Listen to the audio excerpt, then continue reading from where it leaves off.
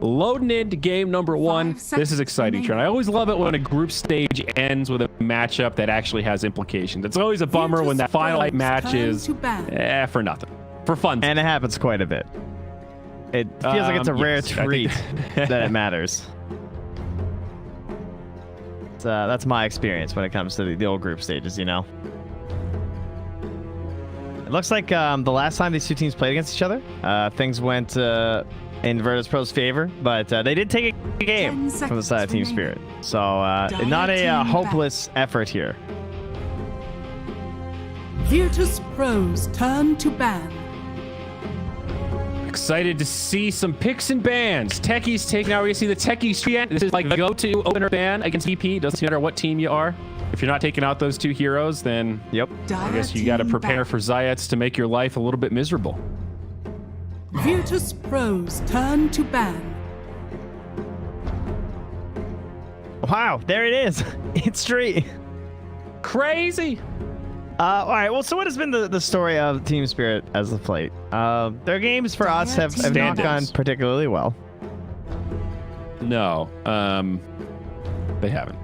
They're struggling a little bit. They're not playing quite as much as the other teams. Like, they didn't play in oh no, they did play in Pushka. That's right, actually. We do have a they note played in the CIS part of it, but then they didn't make it to the next part. That's what it was. We have a note on this though, because the first couple days we saw TSpirit, it was that original 5 roster where we had Immersion and Afterlife playing.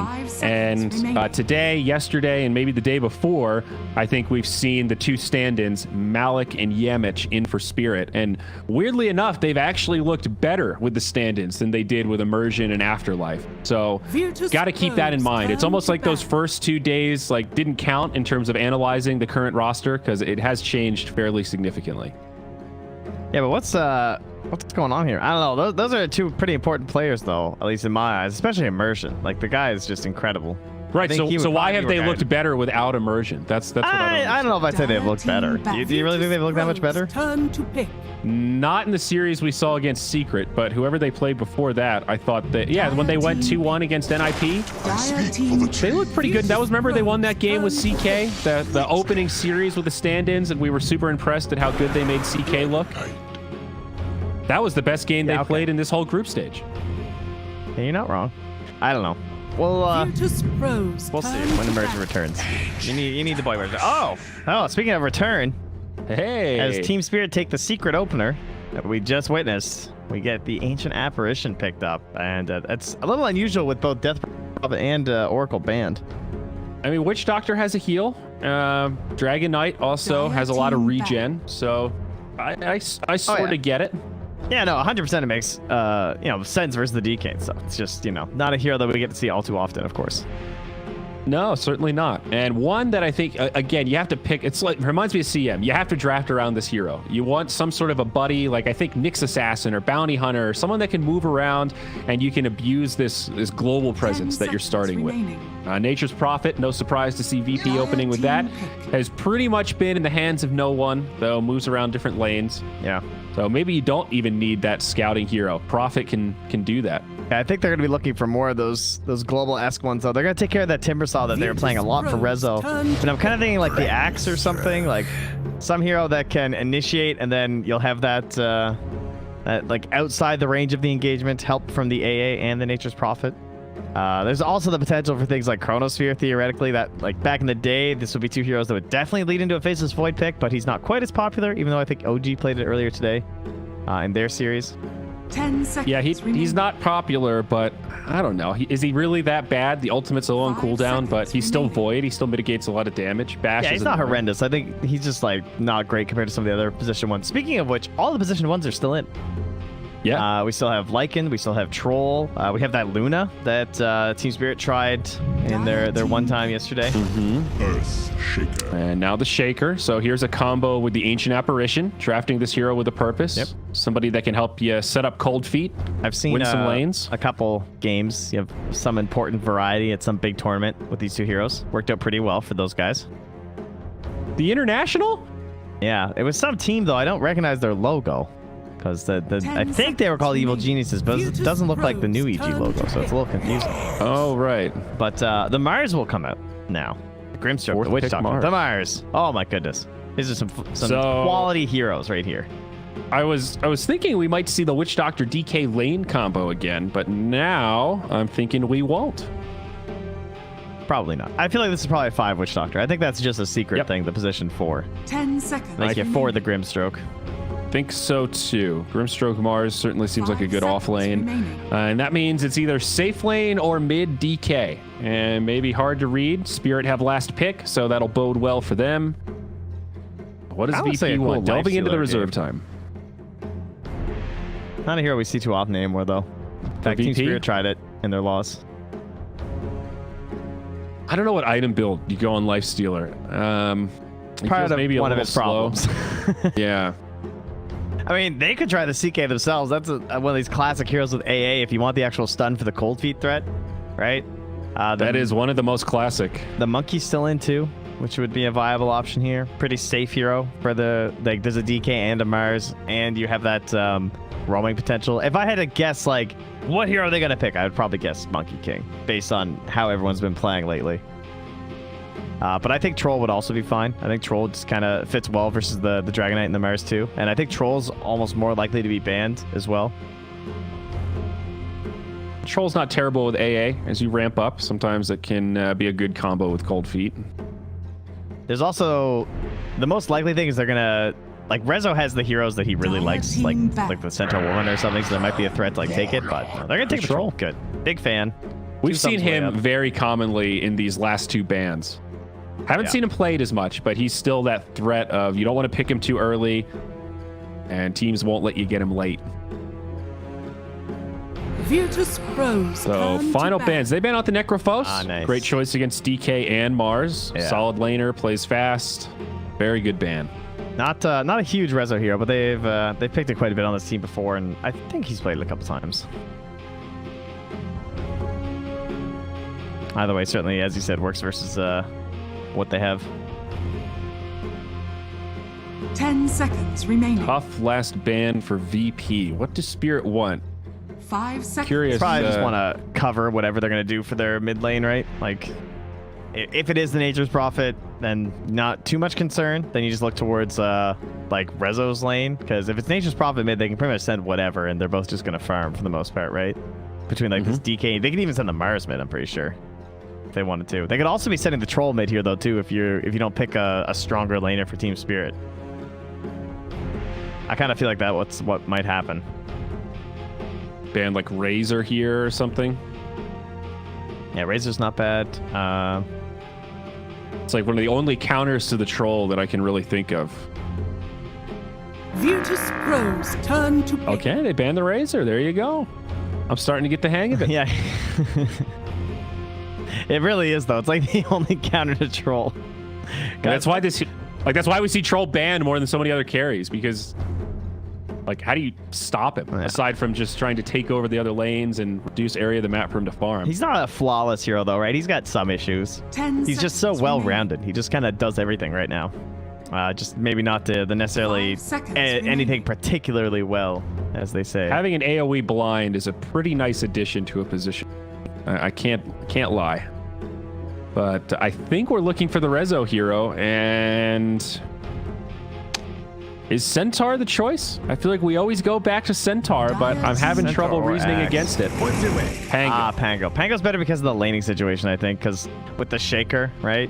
Yep. Really annoying lanes now for VP. They have 3 potential mids, too, though, between the Troll, the Pango, and the Nature's Prophet, depending on what Team Spirit do. I mean, we don't see the Pango mid that often anymore, but I do think it's still a possibility. 10 seconds remaining. So, Team Spirit, they need, like, this right-clicking damage dealer that does well in the laning stage for the mid lane. I mean, they could just pick, like, a more passive mid, I guess, like a Morphling or something. But then you're picking Morph into AA, so that's obviously not going to happen. I'm just trying to think of, like, the style of hero. I think they're more likely to DK mid at this point. Kind of like TA. And go for a safe laner. Could they take Monkey King on Spirit? They can. I don't think it dumpsters anything. It fits their playstyle they want. Yeah. I don't know, I kind of like the TA for like just the pace of the game. It feels like I that'd be could be into a TA. Somebody else that can take Roche. They don't really have great Roche potential right now on Dire side, so. Then again, TA into Troll isn't like incredible either though, so it has its own set of problems.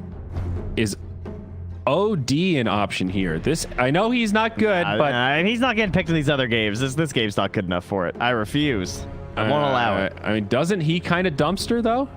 Yeah, not really. Not as much as he used to, or else he'd be getting picked more. You may now Whoa. select your heroes. Okay. I mean, that's So an Ergon safe. hero. He does like the tiny Oh. quite a bit, but Wow, tiny mid. yeah. Well, this is weird. Yeah, it's his jam. So that'll probably be versus the Nature's Prophet. Okay. Unless Something they- to be said for comfort picks. I'm with that. Yeah, I'm trying to think if it's worth sending. Is there any way they're thinking about switching this up, or no? They're just gonna send no one mid anyway. Okay. Oh, Dracho takes the safe lane DK. Ergon Tiny. The last time I saw this, it did not go well for them, and it was more I of a don't like surprising. this. Like, oh wow, they're doing the mid Tiny.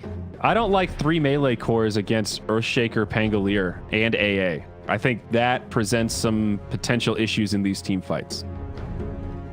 I like his Christmas cosmetic. You guys will get to see that in a little bit. I do like the cosmetic game. I'll give them bonus points for that. But in terms of Dota game, I think VP got this. They've got great team fight. They've got solid lanes. They've got really good global presence, and we've seen them abuse that. Like, no one is so good at creating that I'm everywhere effect on the Nature's Prophet.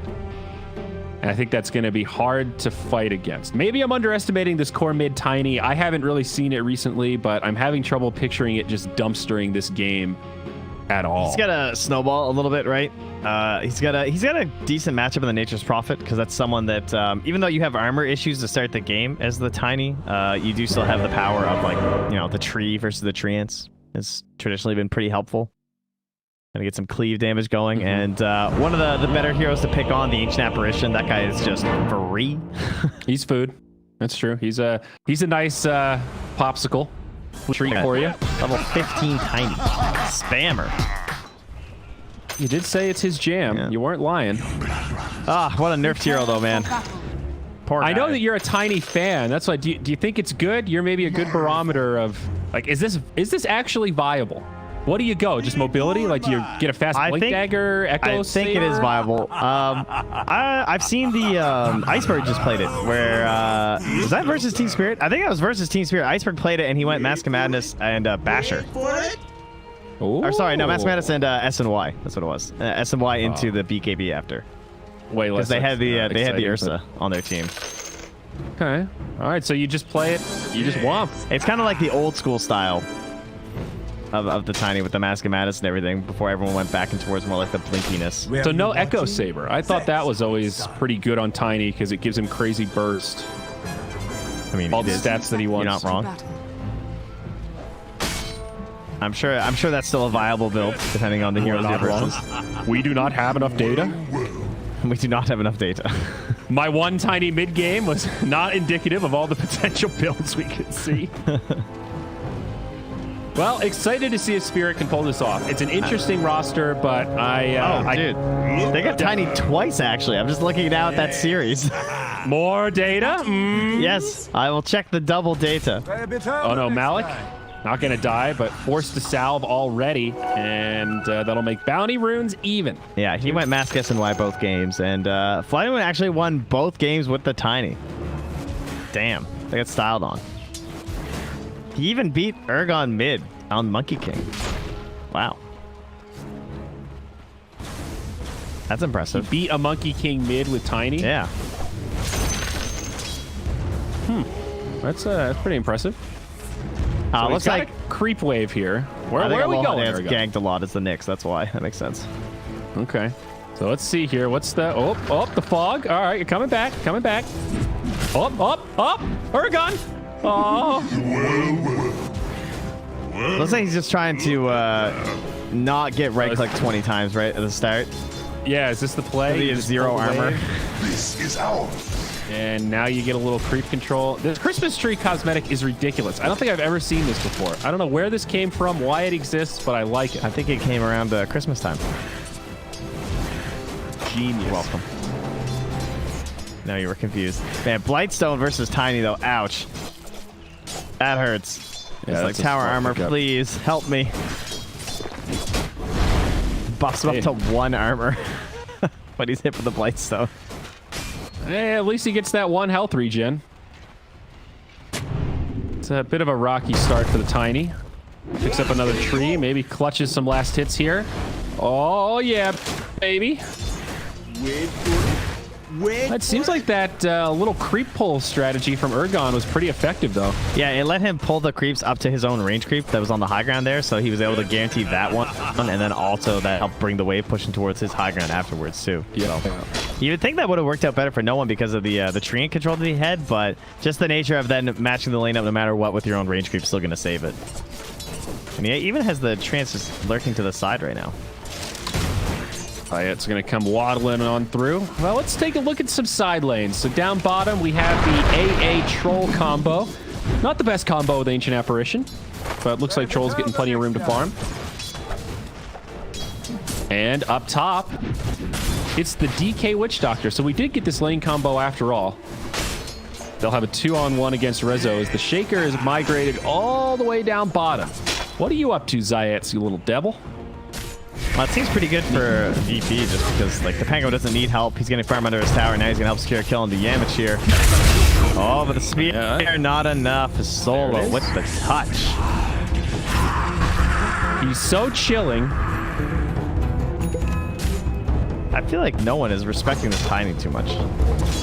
I'm surprised at how much he's pulling back his trees. I guess it's because it's just the mid lane that it's surprisingly hard to blame because, like, the tree, it no longer has the limit, right? But it doesn't do very much damage. Like, I'm surprised he's not just walking them at him more often, like, in situations like this to try and drive him off. I guess he's just, like, really focusing on the last hits and the denies instead. He's at 10 denies, too. Some of those, I'm sure, are his own tree ants as well, but still. Correct me if I'm wrong, but the tree just adds cleave now. It doesn't add any damage. Yeah. Right? Yeah, well, it does 150% splash damage.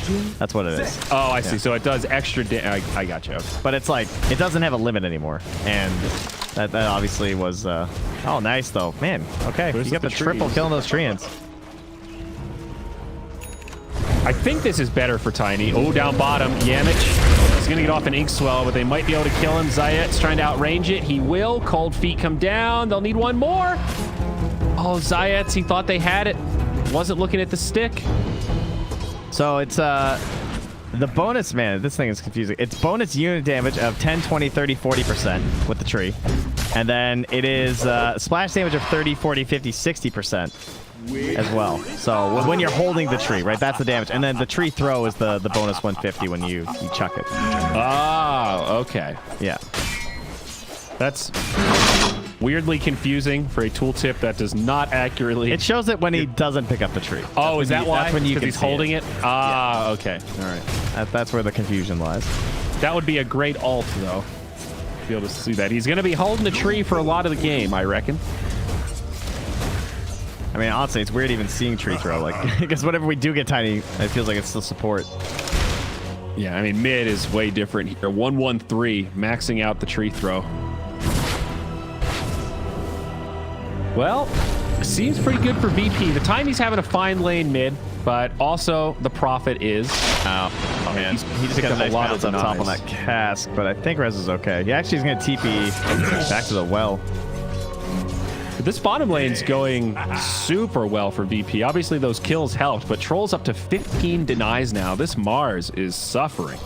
Yeah, he's having just as bad of a time as the Pango, so even though they've ditched with the Earthshaker up top, things are not going any better for Malkin. Now the ulti comes through, and I think he's dead. He should be. They're going to need a few more. Does have a TP, looking for a spot in the trees. Malik almost found it, dodges the axes.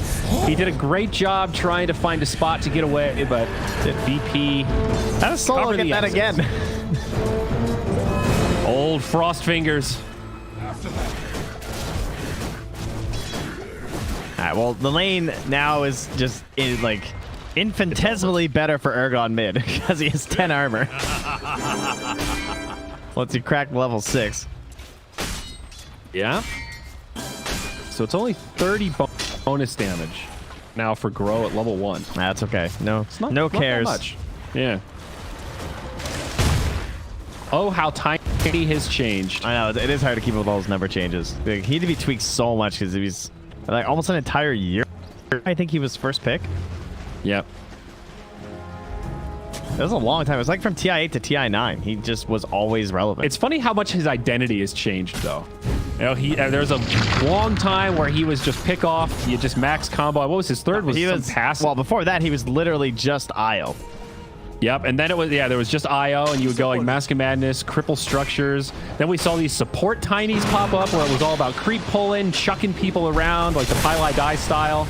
Up top, Draccio gonna get chased down. It's only a level 1 shaker, but no one will make the rotation. That's a level 7. He's still holding Prophet. Fissure, too. Fissure finally comes down, and this DK is tanky, but not tanky enough. Great rotation. There, the first beginning of that global presence. Now we just TP back mid. And they're unable to get a similar play down bottom. They tried to capitalize, I think, and LTW got low, but just down to like 15%. And able to heal back up, and now they move on to Yamich Malik. It's gonna be hard time to help here. He's so low. Don't miss the spear. Oh, he gets what they need with the spear. That might save his life now versus LTW. Oh, connects, TP out, and ILTW goes right back to creeps. That was really smart to not like waste the spear on the AA, just guarantee the kill. Just like walks it down instead. Or else he would have just died for it. DK pops the ult up top, but not going to be able to do much tower pressure, it doesn't look like. The mid's still very even. Ergon farming just about 200 net worth behind the Prophet. Both of them working neutrals. And it is going to be the Mask of Madness once again. Already has the quarterstaff. Regeneration. It makes sense with like the no limit on the tree. It's gonna be so fast farming through this jungle. He's basically like a Sven that can just help and actually engage in team fights a lot better with like the toss and the avalanche, obviously. Sven with utility. Yeah, that sounds okay. Probably gonna peak quite a bit earlier than the Sven though. You know, Sven's got bigger stuff in the lake compared to this tiny. I would certainly hope so. And not that we see Sven ever. They're lost Poor soul guy. of the meta. Radiant's middle tower is under attack. Ratio on the run once again here. Rezo had an option to block him off there, but gonna let him through. Not an easy kill, just the two of them, unless they're gonna commit the full rotation there from no one, who does have an ulti, and I'm sure he's ready to let her rip once again. They are playing so far back at the bottom. On Twitter that was like bragging about trying to get their platinum tier Dota Plus for Sven. I remember looking at the like history of his games, just thinking, "Oh, you poor fool, you poor bastard! What an awful meta to farm that." They're gonna find Malik down bottom too. Multiple fights at once. Ergon gonna be hard pressed to survive here. The Fissure alongside the Pangolier is pretty incredible. Meanwhile, in the bottom lane, they do get Yamich and also Malik. So big wins for VP across the map. 2 cores and a Grimstroke. I wonder if everyone just got hit by that ulti. Was that just like the double value play? Might have been. We'll maybe get to see it in the team fight recap. If the fight ever ends, Misha's just going down here in the mid. Chasing with his urn. Find him. It looks like it. No one wrapping around the trees. One more. He gave him the Scythe of Ice, Trent. He did. That's a killing spree now, too. Yeah, between all of that, he did 2,114 damage from the Nature's Prophet. I'm sure a vast majority of that was the ulti. They're in trouble. 2K lead, I don't feel like it's telling the story of these lanes. Like, they're not even hitting creeps right now. On down bottom, right? They got Zayats, so that's something. Yeah, this troll. He's getting a lot of space. I guess so is the DK, but it harkens back to what we always say about DK. If we're trading farm evenly, I would much rather be on the side with the troll. I think we're going to Shadowblade first for Duratio this game. Yeah. Again, a little surprised. So why Shadowblade over Blink in this match? Might feel like they need a little bit more sustained damage on the engagements. The Shadowblade's generally like a little stronger versus the Nature's Prophet too. They don't have any other invis on the team. Just to give you a way to actually catch the Prophet. Same logic is like Shadowblade versus Puck. Rezo with the pump fakes. Flexing it. Oh, ooh. Trying to bait a reaction out of Spirit, and will fish his wish. It is now 4 heroes mid. Draccio, he's here. And he doesn't have an ulti to just like transfer this into a push. He's not sure why, but he's here. All right, I came. Thanks, guys. And Rezo just walks back to the jungle, smiling all the way. Scanning. Feels like this would be a really boring way to play Tiny, dude. That's like the most exciting thing you can do is like choose which tree you're gonna pull to make the wave shorter or the walk shorter between camps. Except you can't even do that because of the cooldown on the tree thing. So instead, you just got a quelling blade. I don't know. This is pretty boring. Yeah, he's gonna get a Yasha.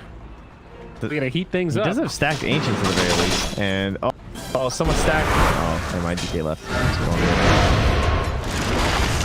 Yamich up top will quickly cut himself out with his last tango.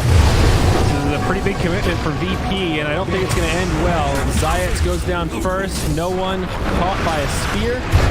It's going to be a duo of kills for Spirit. Ergon getting that shutdown goal. Very good choice to rotate there from Ergon. That's the value kill, dude. He needed a way back to like catch up to this Nature's Prophet. And by the time no one respawns, he'll probably have eclipsed him in gold. That is one of the great things about Tiny. He has so much recover potential with rotations like that. Hard to do without the blink, but they kind of served it up to them right there. So Yeah. VP made it kind of easy. That was an overcommitment. That tango is what did it, though. Like, Yamish just kind of pulled them in a little bit too deep. And Battle Fury for ILTW. Buckle in, bud, because we're going to see this troll hit some creeps. Yep, it's one of those. Mid lane, cut the trees, and take a tower. Should be able to get it. Draccio going to try to slow things down, but he'll get blocked out by a fissure. Tower falls. And VP back out. Not going to overcommit this time. Not terrible for Spirit right now, though. Those kills up top did help level things out, where it started to feel like VP was running away with it. Spirit are stabilizing for now. But they will have some pressure to take some fights. So like late game, this troll is going to be big. ILTW will have the Battle Fury really soon. He's going to go BKB right after that. I think he'll probably look to find that mix of farming effectively, but also getting involved in fights a little earlier than you'd expect, maybe. Well, we had 2 similar games for Virtus Pro yesterday, right? With Liquid, where the first in game 2 they picked the Nature's Prophet, and they had the Bounty Hunter and the Timber and the Monkey King. So they didn't really have this like hard farmer like the Battle Fury Troll. As the 14 minutes almost gets a fight there, but they'll back away. And one of the problems was they kind of stalled out, right? Like they took all these tier 1s and then they weren't able to keep pressing at the tier 2s, and it felt like they weren't really getting anything while they were just waiting. Like, but now in a game like this, I don't think you're too rushed, right? Like you have the late game here, I feel, for Virtus Pro. Echo slam down bottom. Ice Blast follows up, and both sides back up. Well, look at that. Thanks for the echo. Back to the jungle I go. I like it. Dire's top tower is And yeah, DK is going to go Halberd. Great item on the DK. Fantastic against Troll. is under attack. Dire's But yeah, I guess what I mean is like, as long as Virtus Pro don't go too crazy, I think this will be okay for them. But like TSpirit are necessary to hit those items. They have the Shadow Blade, so they're feeling more confident and moving this side of the map. And we also have something complete for our Mars here. Perhaps not. Ice Blast down bottom. Connects on 3 heroes. Perfectly placed. Soulbind, and now the arena. And it actually breaks the Soulbind. That was so weird. They get the kill on the Earthshaker, and now VP on the back foot. Maybe going to clean up no one. In comes Ergon. Sets it up. No one with a very bold TP. Will not work. Soulbind versus Pango. Very good. So what happened there, though? He was soulbound, and then it looked like no one got steered out of the arena. I guess hold that thought as it's not over yet. Draccio going in maybe a bit too far. AA trying to finish the kill. Ice Blast falls short. Oh, Solo, no! Now Solo's going to die for it. Dude, he just clicked it too quick. Oh my God. Actually didn't hit him at point blank. It was so close. I can't believe that didn't hit. I mean, he could have just pressed R. Just the trail would have been better. Just let it go. Yeah, exactly. It would have hit him with the debuff. Oh, man. That hurt. That's that crumble was, right there. And now missed Zayas play. too. Well, he's going to get the bounty at least. Yeah, he only got one of them, though. Of course. Now he's certainly going to pay with... And now he's getting earn charges to Misha. Oh, no, not the earn charge. Yeah, no, I was watching the DK. Watching if Duratio was going to die to the debuff at first, so I didn't see what happened. So he was soulbound, and then the arena came down, and he got speared maybe before the wall was fully formed when it was coming up, but then it broke the soulbind because he got pushed back so far. That might have been it. Well, the soulbind was probably targeted on the Pango, and then it got... Yeah. But it was still a weird, like, it kind of screwed up. Did the you combo. see Malik walk into those trees and dodge that? Yep. Is he going to live here? Nope. Hey! Oh! Nope. Oh, dude! He got robbed with another ice blast. Come on, he should have been dead there. Let's be real. Sorry, bud. Shoulda, coulda, woulda. Radiant's middle tower is under Now, attack. Solo is fuming right now. I would be. Yeah, I'd be pretty tilted. What's funny is if he had just like hit the fountain, he probably would have got him right. Small lead for VP, but things have stayed pretty steady. They're making this tiny work. He's got the S&Y, now Assault Karas. The troll should start catching up with his Battle Fury and running through the jungle and everything. Plus, there's probably going to be more pressure on Ergon to actually move and go with the team as we actually see. Then get smoked up right now. Solo has the Invis rune. He can pop this, and there's no dire sentries. They are holding one on Misha. They pop. They don't drop it in They time. go on to Solo, He's good. on to Resolution. Rizzo with the TP. Draccio, not going to find him. Takes the wrong path. If he died, I would have been so mad at Solo. Like, I just popped the smoke, guys. Like, they're here. I will be the talk of the lanes. Rezo says top is free. Just go top. So no one just boldly TPs right in. Says, yep, I can't confirm. Should I take that outpost? Maybe. When you're right, you're right. Easy farm for this Prophet. And Troll has the Battle Fury now. About halfway to the Is BKB. under attack. Radiant's middle tower is under attack. Radiant structures. are Tiny, fortified. sieging towers. Dire's top Solo's tower going to try and is defend under the Ice Blast. Does Tiny have an Ags right now? I can't remember. I don't remember if I they actually- completely got rid of the tree throw one. Right. No, that he was the one definitely that- does. Everyone has an axe right now. Dire's top tower I'm pretty is sure it's under just the attack. tree Literally volley one. everyone has one. So it's like the one we used to see comboed with Faceless Void. You just throw trees in an AoE area. Yeah, he still has tree volley. It has not been removed. Okay. Just nerfed into Oblivion? Because I know it was busted for a while. Yeah, it was completely busted at first.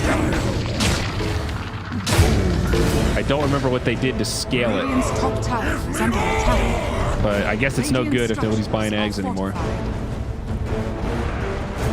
To be fair, we're also just not seeing Tiny that much either, so who knows.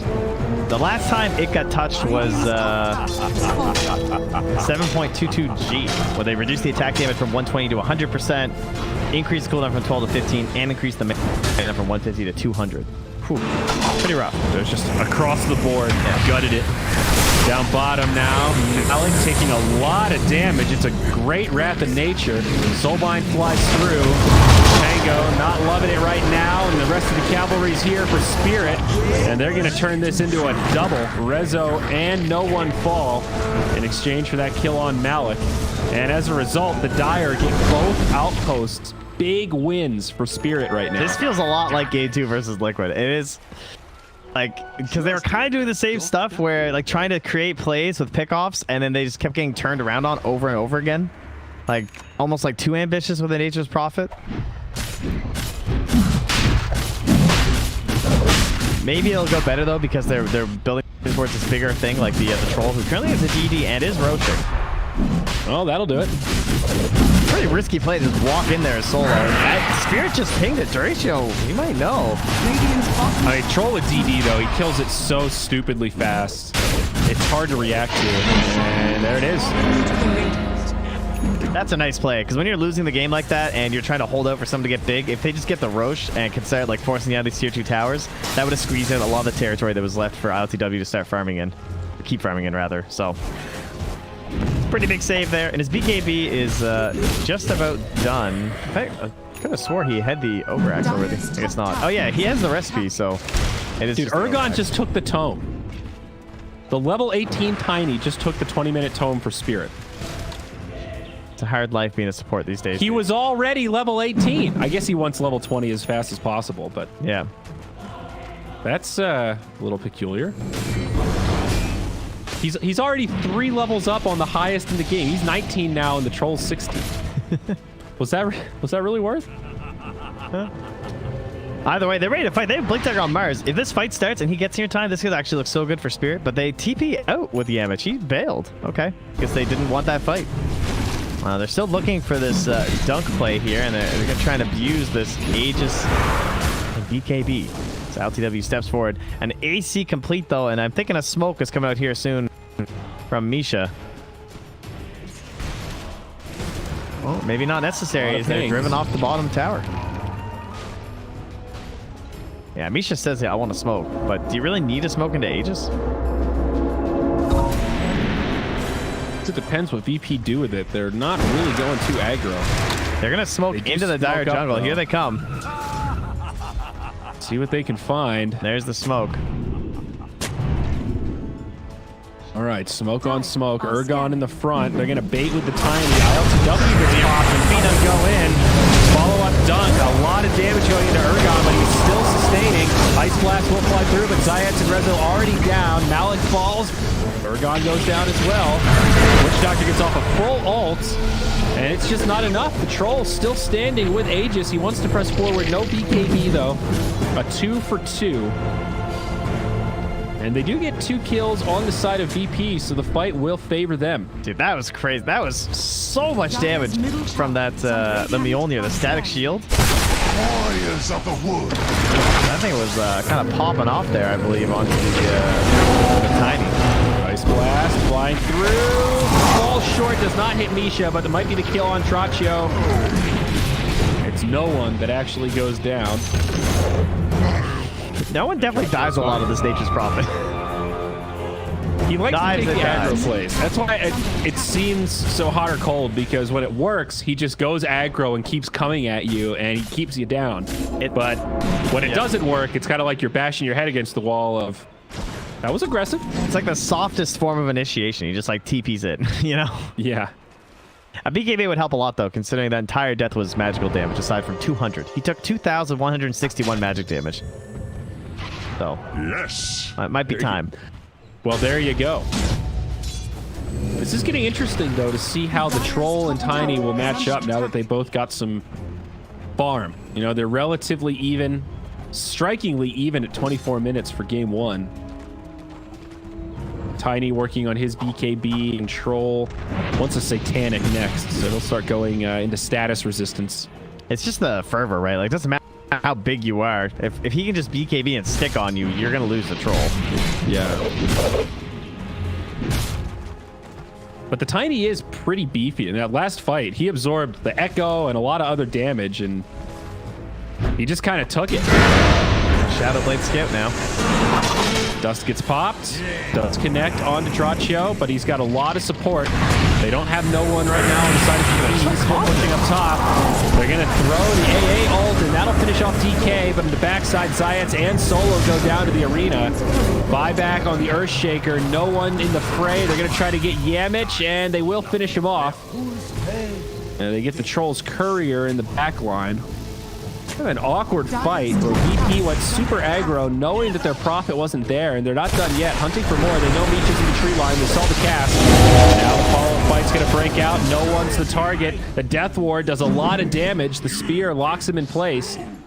Trading Witch Doctor for your core Prophet certainly doesn't feel good, but they'll get Malik as well. They interrupt his TP. ILTW starting to go to work. Does get speared, but he's got some buds to help him out. That was a bit of a bold one to try and engaged there, like dropping down the vision from the support and just saying like, oh no, we can totally get one more pick here, guys, and still get out. Like, Yeah. you can't fight the troll, so they're trying to target pretty much anyone else, right? So I mean, obviously blowing up Noah is pretty nice because they're trying to tilt him out of this one. But still, that wasn't advantageous for Spirit, I don't think. I think if you're VP, you're relatively happy with that, except the buyback on Zayas. That didn't really seem to do much, but What have we? Dire structures are fortified. wow. Dota Plus right now, a 60-40 in favor of Dire's VP. bottom tower has fallen. I would say that sounds about right. Yeah. I definitely don't think TSpirit. I think this Soulbind is absolutely destroying these fights. That fight should have gone way better for VP if that counter is not there constantly. Just like catching the. Not only did he catch the Pango again during the ulti, but he ended up tethered to the BKB troll. So LTW lost some of his time while he was BKB'd. Yep. Yeah, we talk about what spells can combo with the Soulbind, and you know the Doom Grimstroke is ancient history now, and it's about these spammable spells. Like the Witch Doctor cask is actually perfect. 2 casks bouncing around at the same time is a stupid amount of disable. Yeah, it has its moments. It's a little like ether shocky, you know. Rip Shadow Shaman. Back. He'll be back. Maybe. Radiant are scanning. Oh, a couple of instant tier 3 items here at the 27-minute mark. Telescope picked up for Troll. How good is Telescope this game for them? Not incredible, but not terrible. Pretty good for Shaker likes it. Yeah. He's got an empty slot, so there you go. Up to the high ground we go. VP, do they want to initiate? Nope. Man, this looks so different from most of the other games that we've seen in this group stage. I don't know if we've had a match yet at 27 minutes where it's still basically 50-50 on net worth. The biggest lead we've seen so far is 2K. Basically nothing.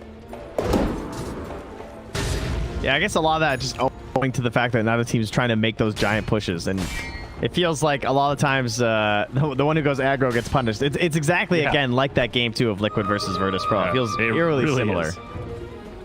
But the control of the Aegis has stifled any sort of further aggression from TSpirit, but now that the Aegis is down, they're going to go for the smoke play, and this is leading into the next potential Roche spawn. So this is the wrong side of the map to be fighting if you want to get the Aegis, but it's also 30 seconds till the first possible spawn, so it's a good chance you're still going to need another fight for the Roche, but they're going to catch Rezo.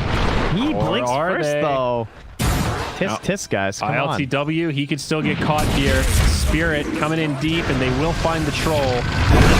Stun lock, BKB, and he's gonna fight. AA ult's coming in. Earthshaker's there with the dunk. The AA ult doesn't connect on much, but now the Soulbind comes down. Zayats falls first. Rolling Thunder from Resolution trying to break things up. No one jumps into the back line. It's him versus the world. He's in deep, gets comboed by Urgon. Follow-up spear. Might have been too deep from no one. They're trying to finish off Draccio, but it's so tough. The troll will finally finish it, but it's a 2-for-1, not favoring VP. No buybacks available on their dead heroes. Can they clean up more? Yamich gets brought down low. This troll still pretty healthy, but now they've lost Solo. Tiny doing a little bit more in this team fight. The AA buys back another spear on Pango. ILTW rejoins the fray, trying to save Rizzo. He'll keep him up for now. The curse, it's going to be close. That last Paladin tick, though, does finish him off. The blast got him, though, on Ergon. Now Ergon, he's going to be in trouble. It's been so long that Arena has cooled down. Cold Feet connect on Tiny, and the ranged axes are actually there. Somehow, at the end of this fight, VP are able to clean it up and still maintain an advantage. I guess that buyback from Solo, well worth it. It's going to end up being almost exactly even, isn't it? It's like, oh, okay, oh, well, hold up. Now, the goal change wasn't that much, but look at the troll. Oh, my God. That's a... All right, so everyone on VP lost gold, except for the troll, who gained 1,200. Pretty good. And on the side of Spirit, the big winner was actually the Witch Doctor, because he was the one that got that kill, thanks to the Paladin. Look how fast this Roche was. I didn't even look, but that must have been almost instant. Yep. Well, that was also a pretty long team fight, too. I guess, so. that is true. But again, for VP, it's going to be Troll in the pit. He kills it even faster now. Spirit not going to be able to contest without Tiny, and maybe a small bit of luck, but great map control from VP.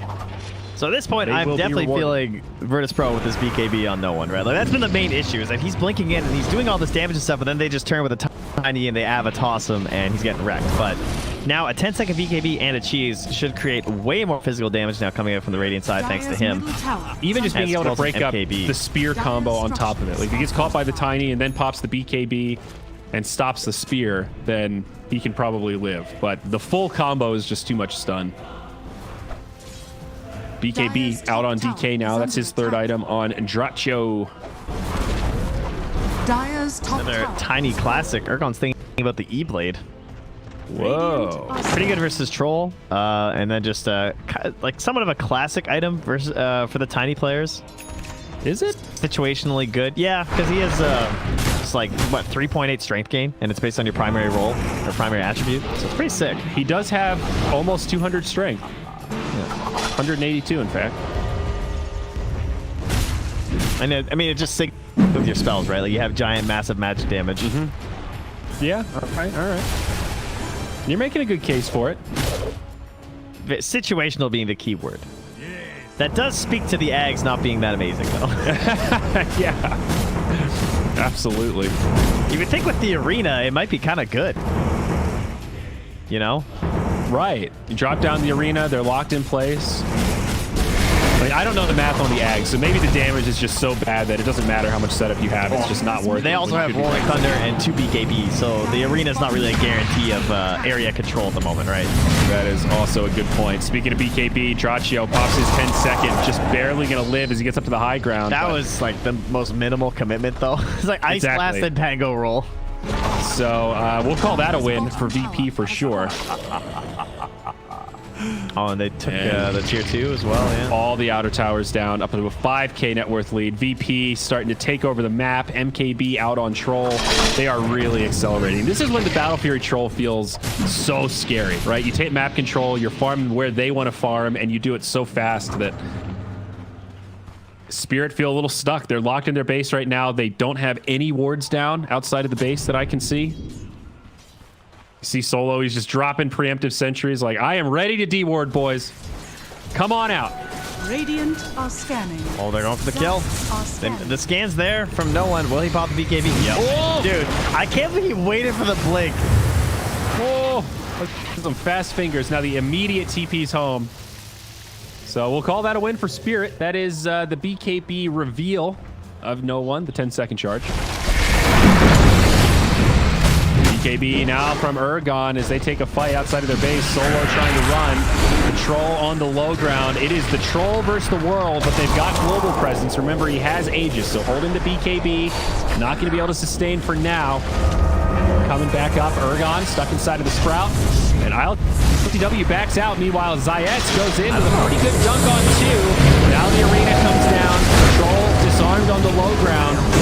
Ancient Apparition stuck in the soul line. The team bait side of VP. No one eats the cheese. He's going to get brought down. Spirit, get everyone except the Troll who TP'd out. Zayetz, why? That was not it, dude. That was a misfire. The second he went in for that Echo Slam, I was just like, I don't know about that one. That was a full body Titan. Like, I'm pretty sure your Troll was trying to just get out after losing his Aegis. I don't think ILTW wanted to take that fight at all. Man, no one got bodied there. He got DK stunned into casked into stunned, and he just died. He just got chain stunned by the cask for like almost 4 seconds. That was really rough for VP to take that fight without his BKB. Now Tiny's got himself the E-Blade.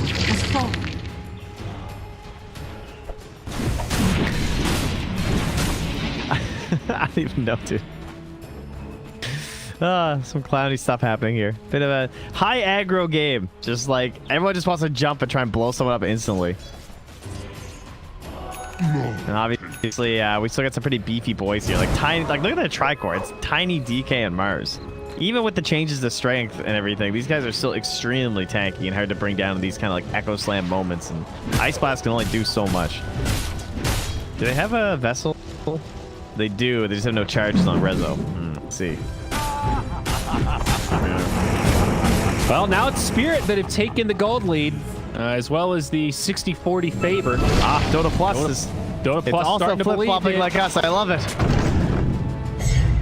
Be a great commentator. Oh, all right. Rezo's got to be. Dude, how does he keep getting away with this? Oh, he's got an observer-centric combo. Durantio's just like... He's charging Shadow Blade problems. He is in. And now the BKB gets popped. Mars gets down low, but they start to disengage. And the Soulbind, again, an effective counter. Now the arena, not going to find anyone. Maybe will let Spirit make the retreat. Urgon, they find him in the trees. Cold Feet does come through. He's a frozen rock. All 5 still alive. Weird positioning right now as VP are actually on the outside of it. They're both just staring at Urgon like, can we save the Tiny or can we kill the Tiny? He still has BKB. He's just holding it. And there it is. He pops it as the real fight breaks out. The Tiny able to finish off Resolution. He's still low, but they're probably going to get another here in the Troll, and they do. Yeah, Big trouble. Yeah, Mitch. Does get off a nice combo alongside his Earthshaker. They kill the Tiny, but they're not going to be able to win this fight. Zayev's certainly going to fall. Silence on no one. His BKB's on cooldown. They've still got plenty of stuns. Another Mars Sphere coming up in just a second. They won't even need it. It's a 1 for 4. I was looking at Malik and I was trying to figure out why he was like only 2,000 HP, but the Blink Force Staff, pretty nice combo. Good to save people from the Sprouts. It's been helping out a lot. And that whole fight was won because of the Soulbind at the very start. Again, BKB Troll and the Pango ulti stuck by Yamich. I mean, that's a fight ender, right? It's a perfect Soulbind. It's actually just over. They just walked away, so the Troll wasted his whole BKB, and then you saw Urgon holding his like forever. And then eventually he just does the nice toss of the Troll onto the DK, I believe it was, and then, onto the Nature's Prophet, and they just blow them both up together. Yeah, I think you're right. This Grimstroke has been the key to these team fights, and now he's going to have a Blink Dagger to go with his Force and Aether Lens. That is a lot of reach. He can sit way, way, way, way, way back. Just wait to get off the right Soulbind. Yeah, every Soulbind. I mean, it's not even like... You know, I'm praising him a lot, but all he's doing is pressing the R on the Pango, and every time, you know, the Troll is the one who's next to him. Maybe they need to self-identify that a little bit more inside of Virtus Pro and try and stay away from the guy you know they're going to Soulbind every single time. No doubt Virtus Pro are giving him the opportunity, but the fact that he's consistently seizing the day is definitely big stuff for Spirit. Yes, it is necessary, or else they would have lost several of these team fights. Yeah. Now, how do you feel about this DK Bloodthorn? He's pulled up about 4,500 gold, but hasn't made the commitment yet. Yeah, he was stuck for a while. I don't know. There's a lot of BKBs still. They are getting low, but... I'm not convinced. Bloodthorn's kind of a weird item right now. Attack speed is really good on DK, and that is one thing that he's lacking a little bit. And his build is not very damage heavy. Right, Shadow Blade, Heaven's Halberd, BKB, very well-rounded, but it's not a scary right-clicking DK build. And this has certainly fixed that for him. Even big damage and some mana regen, so he can replace that Soul Ring with confidence. He even went for the mana regen talent. Dire are scanning. Yeah, it's not one we see too often anymore, eh? Feels like all our DKs have been going for the reduction lately. You're living in the past, man. Hung up on some clown from the 60s. Bozo. B-O-Z-O. Wow. So Urgon says... All right, now he's going to go for the Satanic and break apart the Mask of Madness, I guess. So he had a Battle Fury queued up for a second there, and it was just like, that's... Yeah, you gotta wonder when he's just gonna do the butterfly, right? Like that's you see the Mask of Madness, you think butterfly the whole game sort of deal, right? Yeah, the Troll has MKB already, as does the Prophet, so they are sort of anticipating that. Roche under assault, but they do find Solo. That's an easy kill, and that will push VP out of Roche. Oh, just grabbing a couple more items here too. The Prism and the Shaco. Prism for the Pango seems kind of good. Oh, buyback onto Solo. This would be a big kill if they can find it, and it looks like they might. Rezo trying to break things up. The Soulbind again. The 2 targets that they want, and they're going to find kills on both. Spirit breaking this one open. Now Shaker on the run. He's got a DD, but it won't matter. No one is trying to slip push. He is just down bottom taking barracks. Meanwhile, in the mid, stun on the Solo. Buyback on the Pango. They don't have detection, so he'll be okay. Rezo's going to just try and feed and like stop them from TPing, pretty much. Like he just wants to try and bait them a little bit back. But they are recognizing that no one is in here and fighting Malik. BKB from no one. He's just going to TP out. Urgon, no way to stop it. Nice Fisher block though. But there's the 4-staff turnaround save. Draccio. 4 staffs. I don't know about this, VP. Spirit are still going to stick around. They are going to lose Draccio, it looks like. He'll get stunned up. But the Tiny's here. He's ready to come back. Draccio actually lived through that. I can't believe it, but they didn't finish him off. They didn't have any damage. Solo doesn't hit for much. After all that, VP might not take heavy losses. We'll see a TP out from Zayat. Not gonna happen. Oh man, they had the double potential there. They could have 4-staffed the Shaker towards him while also forcing the Tiny. I'm a little disappointed. But either way, they took a great time with the 4-staff. No one will punish you by taking your bottom racks though. Dude, I love that voice line he spams. My favorite time he spammed in this game was when he got E-bladed by Tiny for the first time and couldn't keep right clicking him. No one though. He's got BKB. Okay. He knows what to do. Meanwhile, in the Roach pit, trying his best. He will jump over, and now BKBs trying to be used. No one needs to be a little careful, but Draccio very low, stuck inside of the Sprout. The DK so tanky. No one finishes him off with a little bit of magic damage, but it will cost No One his life. He's got buyback, and the Troll's here fighting. They do stop Spirit from getting the Roche, but it's still very low. And will they use the buyback on No One? That's the big question here. I think they're going to try and delay as long as they can, but now with the Ice Blast down. Oh, that Minotaur Horde's just down on the ground, too. Get up. There it is, the buyback. Immediately, Spirit start to retreat. BKB just now coming back for No One, and look where he is. He's in the enemy base. He's taking that tier 3. He wants the mid lane of Barracks. Meanwhile, at Roche, BKB's popped as the battle for the big boy continues. ILTW, he's the one in the pit. It's a 1v1 mid.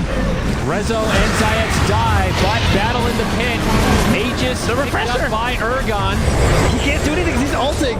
The Troll is still going, but now he's completely surrounded. He's going to be in big trouble, and the Troll's going to get brought down. But meanwhile, back in the enemy base, No One pops the BKB. TP's out again. He got 2 lanes of Barracks. This is turning into a pretty crazy game. Spirit have the advantage, a big net worth lead. 2 lanes of Barracks down. That's how it's done. Dude, This is dirty, dude. yeah, it's a very good strat. They're doing like the only thing that it feels like they can do because the teamfights have not been going their way. But the ulti from ILTW, that's got to be so frustrating because like the Roche dropped and he just couldn't grab any of it. And so they got all the spoils on the dire side. I'm not sure. I saw there was a refresher shard. I think it got popped by somebody. So it's it won't be around for the next engagement. I think everything seems to be gone. Right, no buyback on the Pango. Troll does have one. No One TP's mid. Maybe looking for some couriers. Tier 3 goes down. Our Dude, his Spirit BKB's actually back. try to end this? Oh, his BKB's back and the creeps are top. This is a pretty bold play. No glyph available, but Zayat comes in. Not the best. Draccio doesn't matter. Draccio gets finished off. Did he get tossed in? Yeah. Hey, look that way. Ergon, my main man. Spirit, that's a dieback on the DK, and they know it. Solo is going to fall. It's also a dieback there. They're all so low, but Zayats goes down now. What is happening right now? He must have got 4-staffed in by the Shaker. That must have been it. Either way, he went flying in there. And got destroyed. That was one of those weird moments where Spirit overcommitted. They took some losses, and then he overcommitted, thinking they could just like kill that Tiny because he was so low. And at the end of the day, I think VP gets a better trade. Not much gold exchange, but they only lose a tier 3. Oh, Witch Doctor 4-staffed him. I wonder if he was trying to turn around when he was cold feet. Oh, maybe. So it was a misfire friendly 4-staff. That's unfortunate. Apparently so. Why did they try to end there though? That seemed like an impossible win scenario for Secret, or for Spirit rather. There's no way you're gonna kill both tier 4s in the throne in that 30-second window while they're all standing there with Maybe Echo Slam. Tiny getting y'all amped up. I guess. But he's holding the flicker. He's not even holding like a big item. He doesn't have like the leveler or something.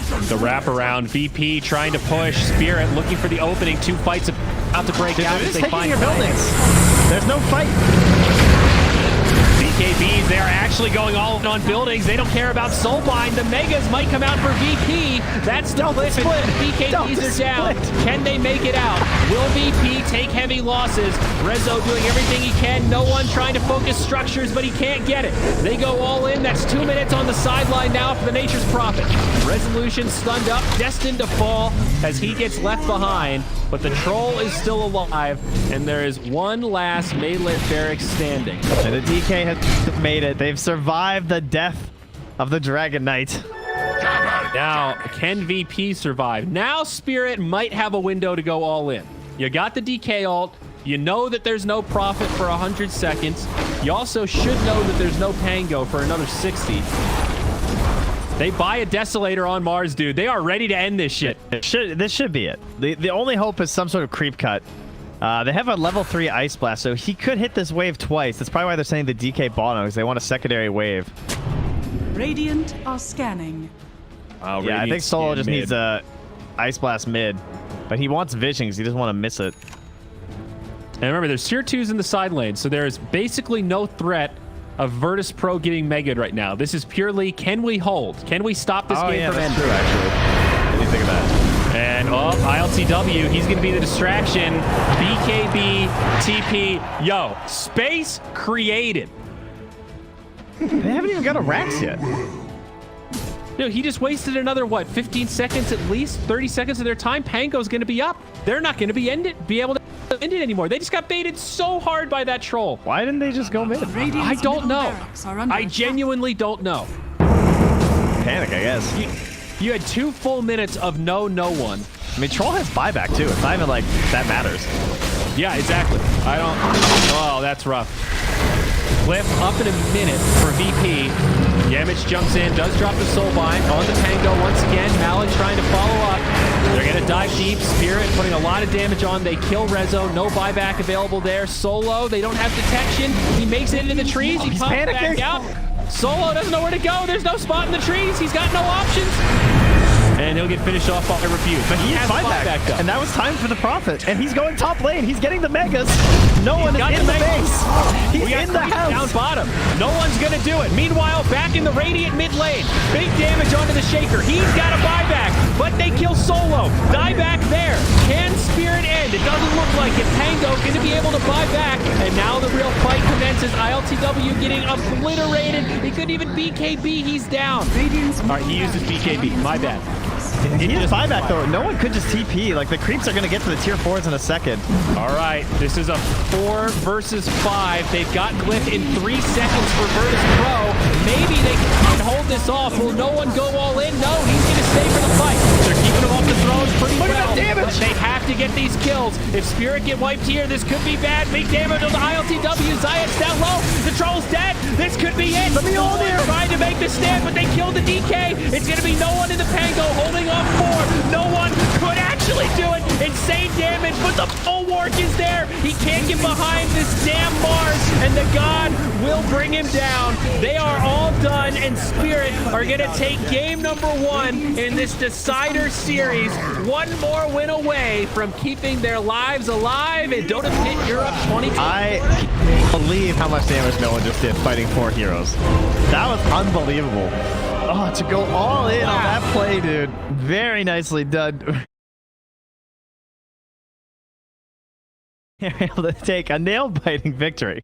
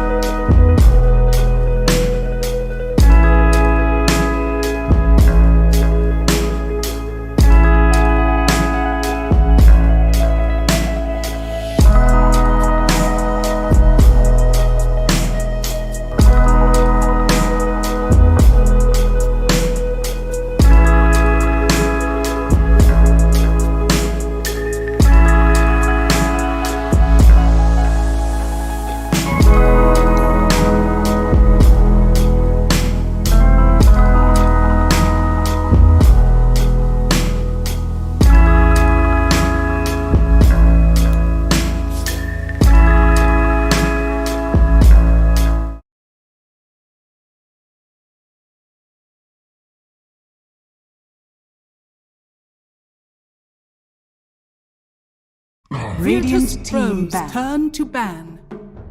Radiant team ban. Virtus Pros turn to ban. Radiant team pick.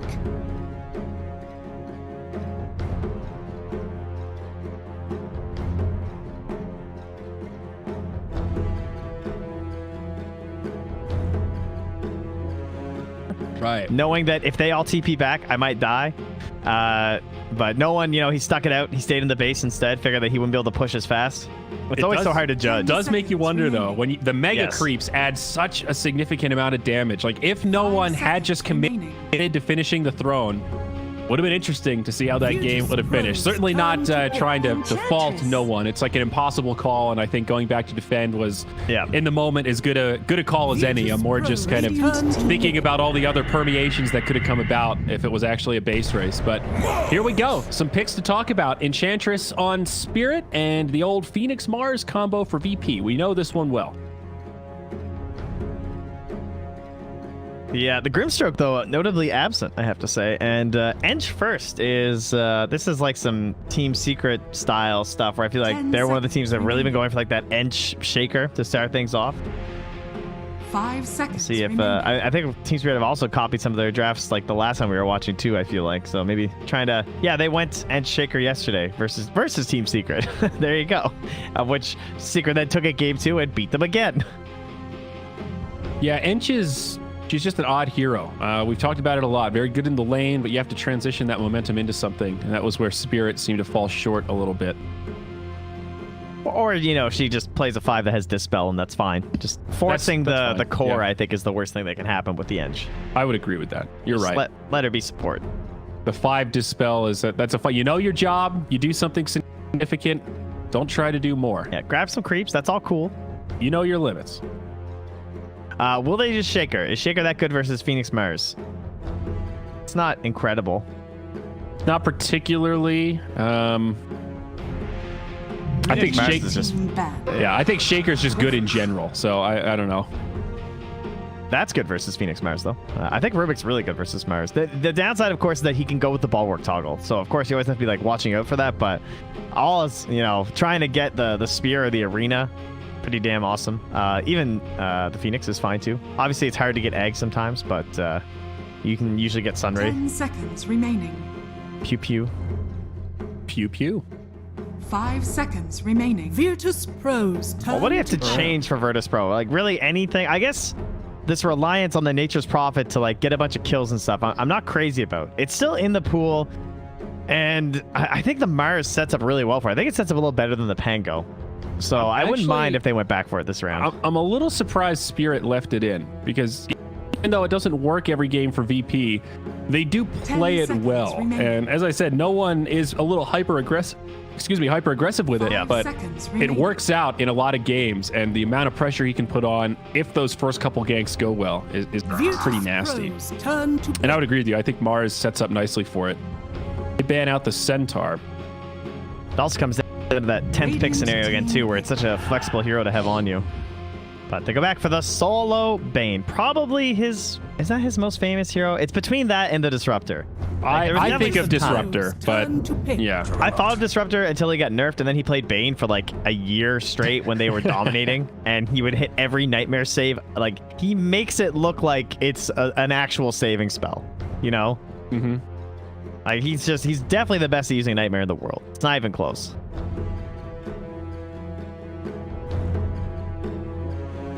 It is a global hero, though. Bane is someone who syncs up very well for anyone who wants to do stuff globally, because he just like lurks in the tree line and then ults somebody, right?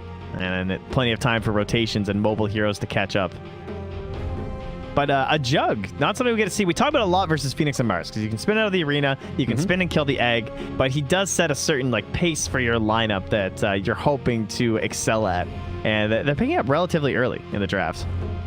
Yeah, I mean, Spirit don't have last pick, so I guess against Phoenix, you're not revealing much. You've got the superior pick. I always think about Jug in lineups that benefit from Healing Ward, where you want to fight pretty early. Maybe you want to take some towers and not have to back up entirely.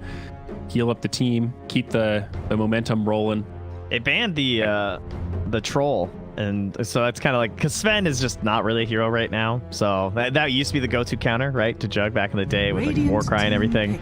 But they have their CK, which they actually, I think they banned Jug and then picked CK in that game versus NIP. So not something they necessarily want to see press due to the speed. So they wind up going back for the Monkey King, not knowing exactly what their lane setups are going to be. They want that flexibility. Absolutely. I like the Monkey King. And now you've got this double bubble kind of thing. Synergy with the Mars ult. You pop the Wukong's command. You got the Phoenix Egg on top of that. They have a pretty nasty wombo combo if they can get it off.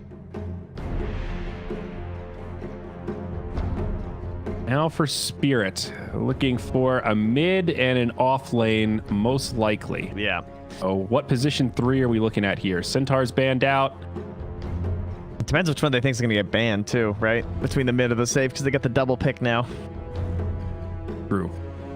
But, you know, heroes that can lane well versus Monkey King, that's, you could just be heading into any of your, like, random, like, ranged heroes, or you could be thinking the speed we have, like, Pugna is still in. Could be a thought for them. Is anybody hard counter Monkey? Who like completely shuts him down? Is it Huskar? Is it crazy that that's coming to mind? That's yeah, that's definitely one that can do stuff. He's not as like oppressive as he used to be, because like there was a time where you like actually couldn't go mid with a melee hero until they started nerfing Monkey King enough. You know, I mean, when I think Monkey King, I think of Bat Rider as being one of those heroes. We see the Wind Ranger a few times versus the hero too, and they go for the Pango themselves this time. So. No Grimstroke, no problem, they say, as Virtus Pro can't really squeeze that in now.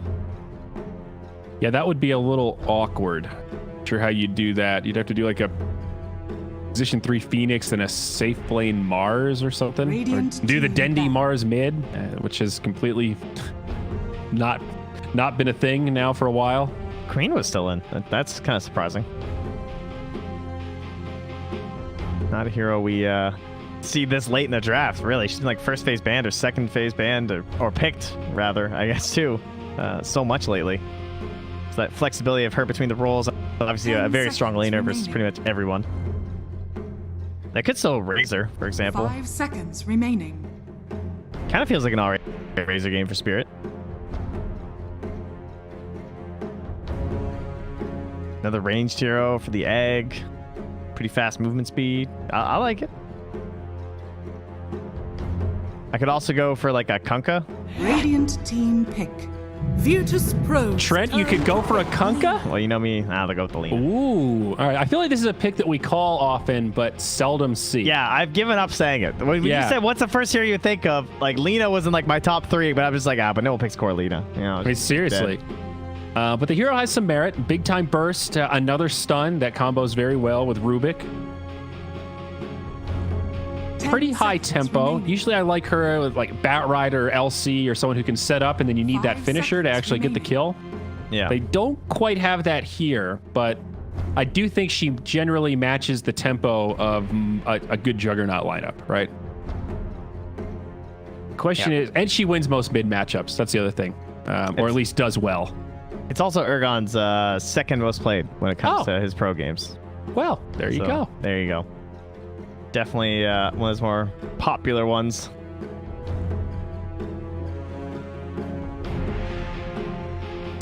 Well, VP, what will it be? What do they want to pick against this Lina? They've decided, and it's the DK. So they go back for the old classic. We've seen the Dragon Man a whole bunch, and it'll be no one that takes it. Is this the first game that we're casting a VP where no one is not playing Prophet? Because I feel like he's played it in every game there we've was seen. one game he did in that series. I can't remember what it was, but he definitely played something else. All right. I would have to This look is it up. a nice treat for us here. We'll get to see no one play DK instead. Woo. Oh, you're right. The versus Liquid, he did actually play all 3 games. But he's played some other heroes with us. Okay. Do you like the Spirit draft? Yeah, we'll start there. Yes, I think it's pretty well balanced. I think the lane is basically the same thing as Razor, but with like some more burst potential and like less commitment kind of when sieging towers. Plus, like, the link isn't necessarily amazing versus these heroes, so Lina just kind of offers some different aspects. I would have liked someone who could play in the front line a little bit more. That's my one problem, because I feel like they have 2 supports that can't be in the front. And when you want to have, like, I feel like you need one more hero out front, and they don't have that other hero. That's kind of a problem for me. Whereas Virtus Pro, it's like all front. Yeah, any of these heroes can be up front. Even Bane doesn't care, you know? It's like even Pango, he's not up front the same way that exactly. Like he doesn't absorb anything, right? He goes in and out. Chain stuns. Yeah. They don't cast any spells on this rolling thunder. It's like DK and Mars can kind of just charge at you to start a fight, and you're not going to be able to burst either of them down super fast. Monkey King will come flying in. They are planters. They plant. Planters. Yeah. Hot new term. Debuted right now. Battle. Get your pots. Get your plants. It's gardening season. I got my pots. You know, we started a garden at the beginning of the lockdown. We got bored enough that we dug a hole in the backyard and threw some seeds in it. So That's a garden. That's all I'm you gotta really do. hoping some tomatoes pop out of that shit in a couple months. Did you get some, like, manure or something? You know, some sheep's manure? We've been composting. We put our old coffee grinds on it, our egg shells, various other Wow, look at you. Some pocket mulch. composting. Yeah, I'm not a big fan of the compost. I'm not going to lie.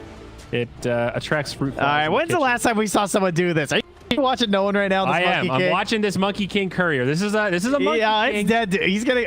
All right, which one do you go for? You go with the back line. No. Oh, I was you gotta go for the back line first, dog. Killed.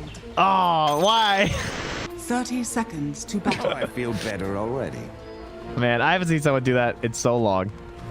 And will they be able to punish it? It doesn't look like it. Urgon does come all the way back. I mean, because they know he doesn't have TP, right? How well do you know these I trees? feel better already. Oh, they know. Oh, they big it. They're like, hey, wait. That tree doesn't look right. So, Monkey King, are you going to die here? I think absolutely. The battle begins. Oh, ILTW. I don't think this was worth it. It was only You don't Malik's think? courier. Why is he tangoing? Why on earth did you tango, dude? First blood. Yeah, that is just a straight waste. Dude, and the first blood goes to Urgon, and now he's going to TP mid as the creep wave meets. I mean, Urgon doesn't get the creep block, so that, Oh, that no. stinks a little. Yeah, but he gets to buy his items before he leaves base. Yeah, that's true. If he had killed... Null Talisman and 2 mantles. Okay, so theory craft for a moment. If he kills 2 couriers there, is it worth it? I don't think so. Not with First Blood. First Blood's a lot. Plus, you're not getting any runes, right? Oh, actually, they did get some runes. They actually got 3 because they were missing so many heroes. So maybe that helps offset a little bit. The real problem is that it just creates an imbalance in the 1v1 that can't be accounted for, right? According to the net worth chart, it was actually a 200 net worth favor for VP across all that. So, maybe worth it. Yeah, but you have to think about how that's, like, spread out. Because, like, for TSpirit, it's all incorporated on the one guy, which is often more valuable than, like, 30, 40 gold on a support. Especially if it's your mid. Yeah. Well, however, it has not helped Lina win this lane. Well, it was worth the entertainment value, that's for sure. No argument there. Yeah, we're going not starting with the LSA. So, just going with the 101. Look, I'm so used to seeing the LSA plays, but just wants the easy last hits, I guess. He would like some easy last hits, although it's 12-2 versus 6-0, so rough start. We'll see how things fare as some more levels come out. Checking on the side lanes. Got a Rubik Pango up here against the Monkey King Bane. I imagine this should be a relatively even lane, maybe favoring VP slightly.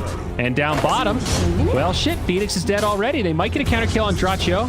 Left you leave the fighting to And they will, 1 for 1. They lose the Jug to pick up the kill on Zayet's. Probably doesn't feel great for Spirit. Yeah, I don't think so. In fact, the Jug's now going to start bringing the items back to Misha. It's like, yo, I'm going to drop some stuff for you, buddy. Help me out, would you? That's going to be a Blightstone, at least for Misha. That's going to help a lot here against this Phoenix. All right. Yeah, -1 armor. What is Misha doing? It's spotted out by Zayet's, making this big rotation. Might have to TP out. Just suffer a lot of. I came all the way for this creep. Zayats just lets it go. Yeah, I mean, they can't really rotate it over, I guess. I was kind of thinking, like, oh, because this guy's going to come over, but, like, what are you going to do? Leave your mid lane? Like, it's way too early for that. Yeah. Got a little amped up, you know?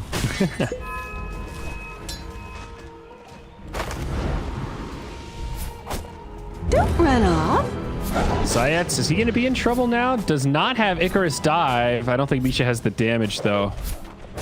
Net. Oh, it's really close. It's kind of close. Oh, the uphill miss. I think he had him. Oh, man. It would have been real close, at least. Forces a salve out of the Phoenix, but it's looking pretty good for VP, though, because even with it's obviously not dying, it's very good, but it's Rezo 1v1 versus Duraccio, which is going very good for Rezo. And forcing out the healing ward now, which Zayats is, of course, going to try and find. Doesn't have the dive to just snipe it, though. And they'll still just get Rezo right on top of it. Level 2 spin, but no boost as well for Duraccio. Tonight. mid lane evening out a little bit. Still a favor for no one, but now that Ergon's got 3 points in Dragon Slave, things getting a lot easier. Burns, doesn't it? Oh, man, he just got roasted. Do you see that? Ergon ran bottom, and no one knew the whole time. That's what makes it so good, is that, like, Ergon started running bottom, and no one just sees the rune on his ward, and he's like... Missed 2 last hits going for it, trying to fill his bottle. Now he's going to have to wait for the 5-minute one. Glyphs the wave, too. And the big disparity right now is in the position ones for sure. ILTW having a much better lane than the Juggernaut. Tough for Josh. And he is actually left alone now. Enchantress looking around in the jungle trying to find some creepies to enchant. Man, that first blood did not matter at all. And like got the bottle faster for Ergon, but then he doesn't even get the rune anyway. And just bad start for him. No one's crushing it. Maybe the block was more important than the first blood. I know it's that. It's just like, you know, it's no one. This guy's extremely good, and it's a good matchup for the DK now. I think it's something that it's not as good as it used to be for the Lina, just like with how much the Dragon Blood's been buffed in recent years. Yeah. Because used to be that Lina would just spam you out and like win every lane, but so many things have changed with like the mana regen and everything too. Yeah, let's get the Quelling Blade. Lina does have a pretty slow attack animation. She also lost those 2-minute runes, which was probably pretty helpful for her. Fair point. Yeah. And that's something that DK relies on, right? Whereas that was something that Lina always wanted to go for.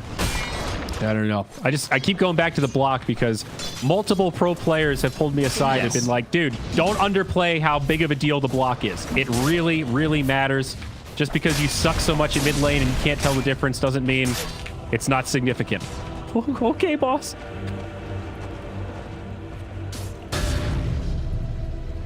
All about the momentum. And now the level 6s are out mid. This is when things could potentially get a little more interesting.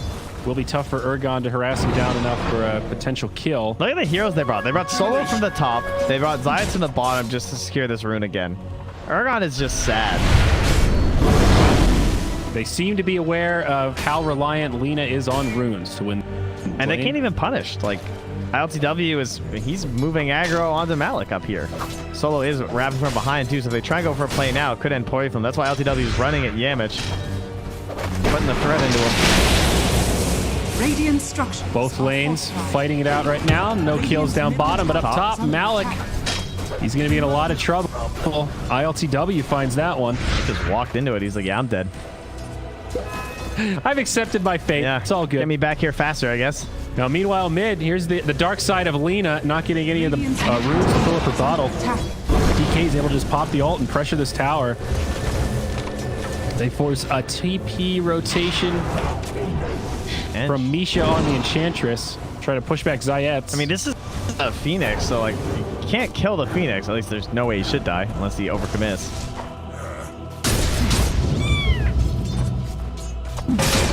A lot of presence in this mid lane right now. Look at down bottom. Look at Duraccio using the tree line to try and hide the healing web. Rezo ends up getting it. Hits him with the voice lines. I feel bad for this Jug. He's not that far behind Rezo, but it's a tough matchup. Mars is very good in these 1v1 melee matchups. I wonder why he didn't get his soul ring earlier. Rezo? Yeah. It's a good I question. think I see the Soul Ring usually before the phase boots get finished. And he's got big time mana issues. There's no doubt. Wasn't that one of the couple mangoes instead? He's gonna recent changes to Mars? Yes. Didn't they do so? They make Arena of Blood more expensive, and they also heard it's in game. Mana cost. The mana cost went up, and I think there was a change to his end as well. Dire's middle tower is I remember it being two things. It wasn't just one. Yeah, I agree. I remember us talking about how Soul Ring went from pretty core to it's what makes the hero. The annoying Harpy Stormcrafter. Another creep that's been nerfed quite a bit. This used to be a god tier find, and now the mana pool on this thing's a little too low to be that annoying. That's good find, the Keen Optic. Mid lane. Yamich gonna find himself in a bit of a pickle. Dragon Tail into Primal Spring.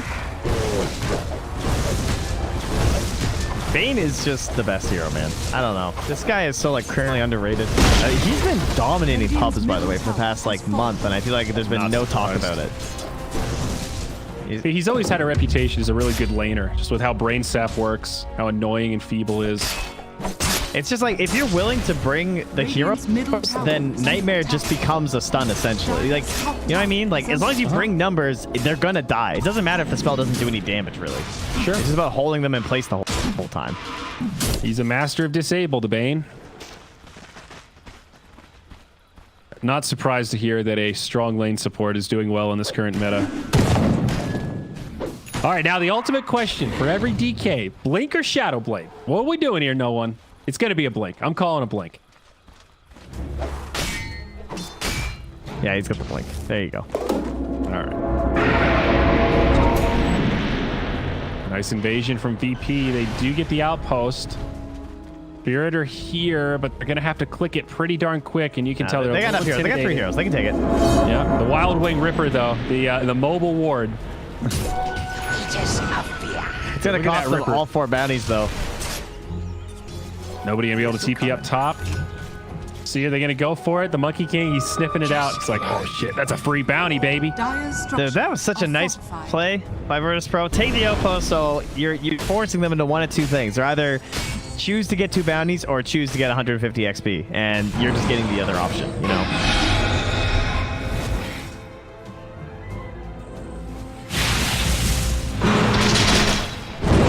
This Pango is feeling a little hurt. I don't know.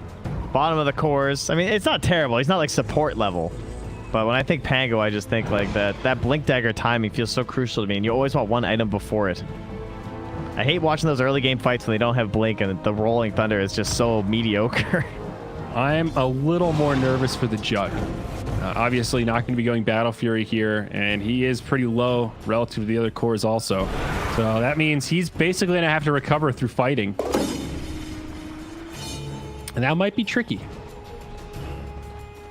DK on the run, solo. They can Omni if they want. They have the potential Omni Slash, yeah. Not going to need it, though. To kill with the spin. Okay, all right, that was close. All right. Glad Yamich didn't back out. He stayed true to the cause.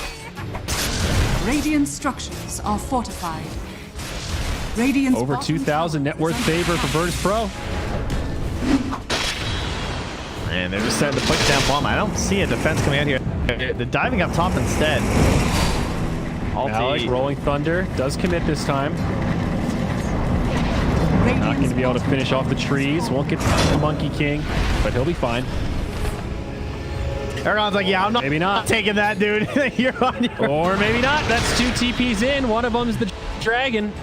Malik does manage to swashbuckle into the tree line and does have a TP, but now Monkey King with superior vision. Wow, nice juke. That was a good try from Malik. It was. They do catch him. No one with the tree cut.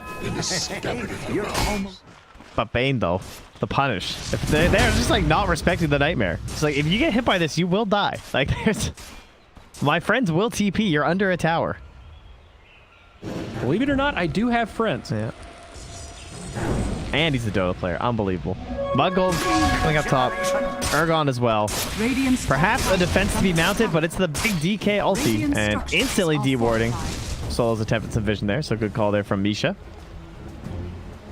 Ahead. Radiant's They top have the tower egg is under on attack. Zayas if they want to make a rotation over here. No one not showing any intentions of leaving. But Rezo has a tough call. It's like, do I keep farming down bottom or do I just want to like come up here in arena? It is pretty tempting to start fighting and really get the momentum going if you're Virtus Pro. Solo is like 1 XP Radiant's away. top tower There it is. He under hits his attack. level 6, and now you got Fiend's Grip to play around with. Monkey King hasn't skilled up the ult yet. They're currently level 10. Yeah, it's going to bring 4 heroes. And Solo, I already saw Solo circle this down here once, and now he's drawing the line straight. He's saying, like, LTW, just farm your way down bottom. Let them, like, try and defend up top. We're just wasting all their time. Get yourself to the Echo Saber. In fact, he's actually done the Echo Saber. Radiant Pretty good are looking game so standing. far from Virtus Pro. Yeah. What do you do, though, for TSpirit? Get back into it. You have the Yules on your lead. It is time to smoke. Time to go aggressive and try and get a pick with Laguna. You think there's still hope that this Jug can recover? Do you like the build that he's going for? Mask of Madness and now either Manta or SNY? Yeah, I think he might want to join a smoke, though. Try to get that Omni on kind of needs to be in cooldown. the fight. Yeah. Get some gold. I think that's like a hallmark of Jug. You need to use the Omni Slash just to get those little pick-offs and keep your momentum going. His spin TP is almost free, right? We just have to worry about the Fiend's Grim, so maybe he can try and push that a little bit if he has a general idea of where Solo is. But the other thing is, like, he can't even go, like, hyper aggro pushing waves, so even if he has spin TP, he'll probably just get right-clicked down by LTW before he can get out, unless he just instantly spin TPs or something.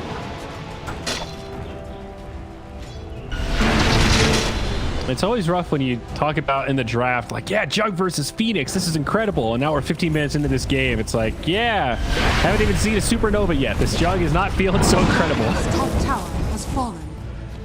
Well, you know, such is the life of the counters. Yeah. Attack. Bounty runes. This time should be 2 apiece. 7 kills in 15 minutes. Remember, this is an elimination series. If Spirit lose this best of 3, This is where I was supposed to call you out because he told me you'd mess up the names. I caught myself at least. They need to win out this Malik. whole series. At least he's got the LT out. Oh, wait. Solo? Fiend's Solo? Grip. Nope. He really wanted that outpost at 15 minutes. Solo? Oh, what? All right, they'll give him that one. All right. A little nifty gifty for you. Nifty gifty. Well, there it is. That's a good target instead. Oh, yep. that's They free, want though. Lena, Yamich. He's going to get stunned up. He does steal the Fiend's Grip. Ergon goes down. The follow-up from VP is here. And they're also going to get Yamich. Not going to have a chance to use the Fiend's Grip. And meanwhile, Enchantress also got ganked outside the Ancients in the jungle. There, Yeah, so. she just got straight up Wukong commanded. And now Rezo's hunting. He's got the Blink Spear. Doraccio, beware. A 3-0. VP cranking up the aggression. Support's pretty even. Their entire gold lead is on the cores right now. They got the spear might under the find tower, another. by the way. Big damage on the Jug. Although Rezo going to be the one that gets turned on. Nice Nightmare save. Still falls. Yamich gets the kill. Now hungry Running out of mana for the egg. VP might have to retreat. Oh, he goofed, dude. Science, no. That was a heartbreaker. He Well- dived through with 160 mana. Shit. His stick was already used, so he couldn't even pop it. Not big kills for Spirit, but it's something. They defend that tower, and they repel the gank. Oh, it's pretty big kills. That was huge. I think that was like some game-ending stuff going on. Like triple kill, losing, and then that tower goes down with like some of the spells, because that was without Wukongs and stuff. Like if they get that egg off, they win that fight, and then the momentum keeps stacking because then they start hunting with the Fiend's Grip again in another 20 seconds. The Wukong's command, I would be very concerned. The team fight from VP just feels superior across the board, though. You know, they don't have the longest cooldowns for their ultimates. Yeah, they're going to be up in, what, 10 seconds here? They're ready to fight again if they want to. credit to Ergon keeping his own armor speed up. He's just running around the map. He's kind of playing like Dendy on bait when he's just trying to win the game for his team.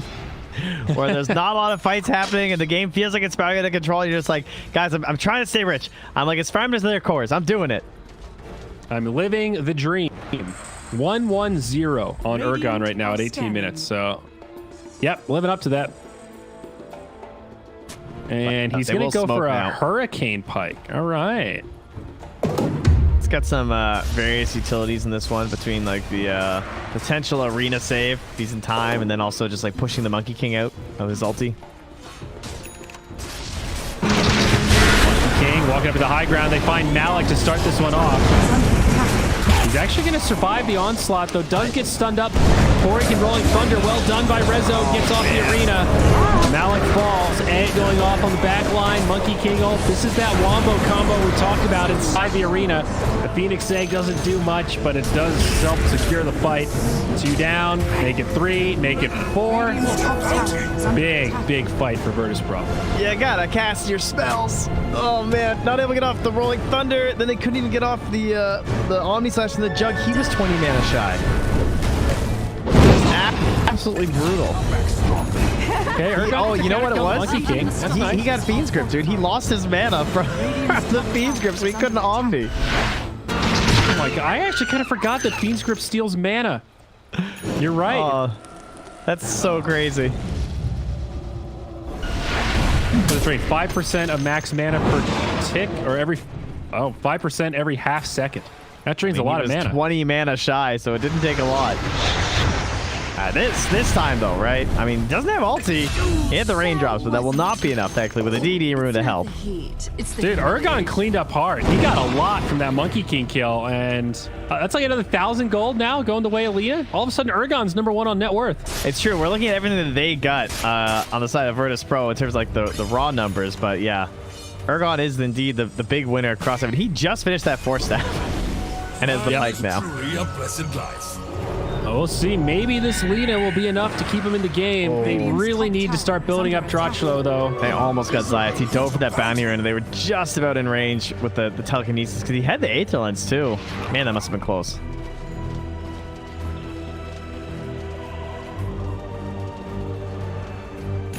Well, Blink Daggers ready to rock. VP on the hunt. Visible no one with the halberd.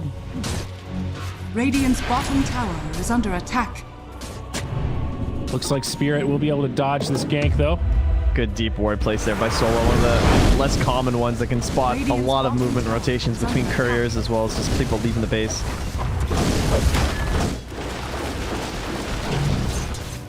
That mid tier 2 always feels like a common area for people to congregate on Radiant for some reason. I like that ward spot a lot. It's because you have to go to that staircase to get like anywhere. Because you don't ever want to really be walking along the river, right? That doesn't feel good. Yeah, I guess. Often feels like there's likely to be more vision around the river. Well, Spirit have a problem. They just lost their tier 2 tower bottom, and they, in exchange, did not get Roche, and they barely got any pressure on the tier 2 up top. It's not threatening pressure, like it's taking damage and everything, but finally the scaling will continue for LTW as he does finish out that Radiance. So okay, that makes these fights pretty awful for Spirit, big. No doubt. This is big. A tough item for the Monkey King to farm, but the fact that he got away with it certainly speaks to the map control that VP have had.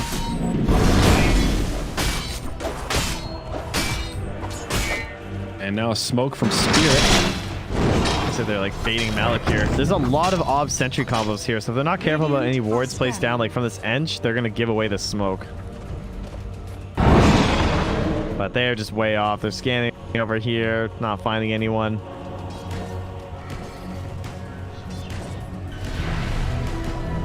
Just a whole lot of nothing. Smoke gonna be a miss on this time. Oh, I don't know. They might find each other. Malik gets initiated on. Oh, they're going to catch this Tango again. Full to 0 in the stun lock. What just happened? They jumped on Malik and killed him full to 0 in the duration of their stun locks. Well, I just saw this ward.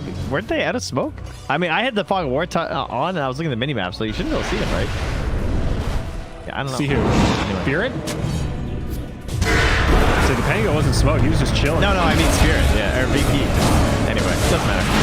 Yeah, Dracho is just going to die. Does get off the spin. Might be able to make it back, but a non-factor in this fight. It's a victory to survive. As now Misha's the target. On the other side, Rolling Thunder comes out. They actually kill the Monkey King. Whoa! Dracho explodes. Now they want to try to finish off this Phoenix Egg, but he gets disarmed and can't get it. Stunned through the spin. Buyback on Bane as he goes down. The stolen Dragon Form and the stolen egg. This is big from Rubik. They're going to kill the DK. Spirit take this fight in convincing fashion. They'll also get the Phoenix who tried to TP out. VP. Wow, I thought to being able to do all that damage to the Jug was a game ender, but he lived, popped the healing ward, then he came right back, and the Monkey King couldn't even get off his ultimate. Yeah, I was shocked that he got out of that spear. I had no idea. I thought he was dead like 100%. And now they had a double damage rune, that helped, but they're just going to walk right into the Roach Pit. No way VP could contest this. This is big for Spirit. As we always talk about, not just getting the Aegis, but denying it to Invictus Pro. When you're behind and you can kill Roche like this, it feels like a double win. That is crazy, though. He dropped down like 100 HP, 84 HP, and then he gets off the Blade Fury, just spins his way away with the healing ward. It heals you up so fast. Yeah, it really does. And it's not even maxed out. It's only level 3. It's probably because of the Sange, too, right? Yeah. That might have saved him there. 20% status resistance. Nice. Well, I don't even. Oh, and the 30% HP regen amp. That's big. Well, Ergon holding this seat as #1 and now going to go damage on the Lina. Once a Daedalus and then a BKB. You think Lina can carry this game? I mean, the Jug is starting to catch up, so it won't be just her, but does she scale well enough? I don't know. I think it's really hard. Again, I just go back to this idea of like the frontliners they have. Oh shit. Reza was not expecting that arena spear to work. He thought it was just going to be like a bailout, and then he didn't manage to hop out. So they're running away in the fear of the Lina. Yeah, I worry that the AoE teamfight controls is going to be better from Virtus Pro between Arena, Wukong's command, and the egg. Like, I don't know. I see the mid game still being very hard because she's not even trying to get a BKB right now. She's trying to rely on this Aegis. It's going to be such a glass cannon. Yeah. That I can't say I'm that confident in it. I mean, I can see how it could work, but I wouldn't want it on my team. I think VP's team fight is obviously way more scary. I like what Malik's trying to do here as he cuts down the trees, but Monkey King going to be a step ahead of him.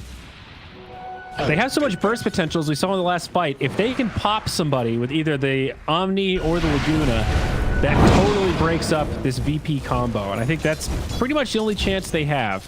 The BKB on Monkey King will be big. Going Daedalus versus Halberd and Radiance, though, is a lot of missing issues, you know? Yeah. And they only have one Halberd, though. You can't use it on both. That Philosopher's Stone helping out quite a... Oh, I just mean like the basic evasion. Oh, I see. Yeah, but the Philosopher's Stone giving the Aghanims to Zides, so maybe we'll see him grab someone.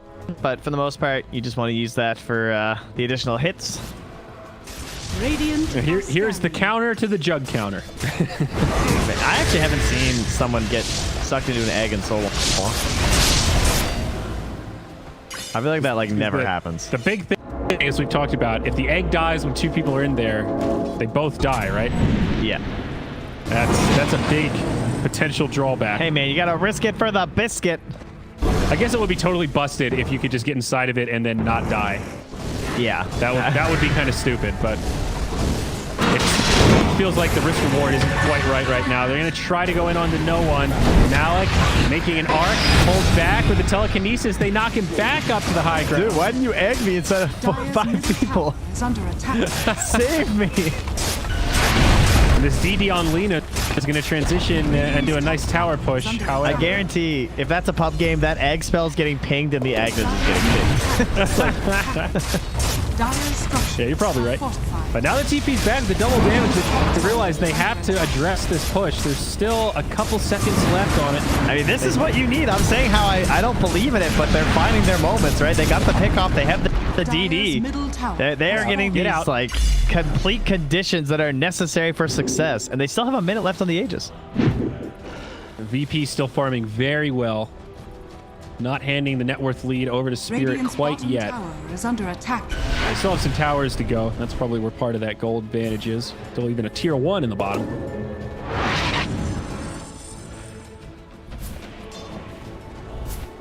All right, well, Virtus Pro, you've got a couple fight losses. It's time to grab yourself all your neutral items. As both teams in SIP. Ooh, the spider legs. I don't even know who gets these on the Dire. Mars, maybe? I would DK's got the Imp Claw. Paladin Sword on Monkey King. Honestly, if it wasn't for the telescope, I almost want them on Bane, because they're kind of hype on that hero too for the positioning. But sure. Telescope's just too good.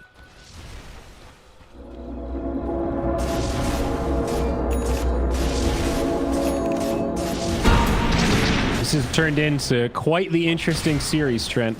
I think we both thought BP were itching to run away with this game, and it is strikingly even now. Dota Plus still doesn't believe, but that's okay. We can believe in Team Spirit. Man, we're really getting heroes with the spider legs. I'm surprised by that. Smoke from BP. Malik, the one that'll be initiated on the stun. They're not going to be able to Rolling Thunder. It's a good pop. Now the Fiend's Grip on to Draccio. Not much follow-up damage, though. Yamich going to tank the arena, and now Monkey King shows up. So they get 3. VP's right back in it. Yamich just got obliterated. He's just like trying to steal, I guess, the Fiend's Grip or something, but... Came another target there. Yeah, that was pretty brutal. Complete annihilation. Yeah. Like literally 0 fighting back from Team Spirit. Yeah, that was not a fight. Damage done was 0, I think, actually. Rubik might have gotten an auto attack off. That just looked strange. I guess when somebody gets smoke from BP. blown up. Yeah, caught Spirit unaware. John loses the courier. So he does have the full data list now. So Lina does hit pretty hard. As you mentioned, Glass Cannon Deluxe. Oh, wow. How about an AC to help from no one? Yeah.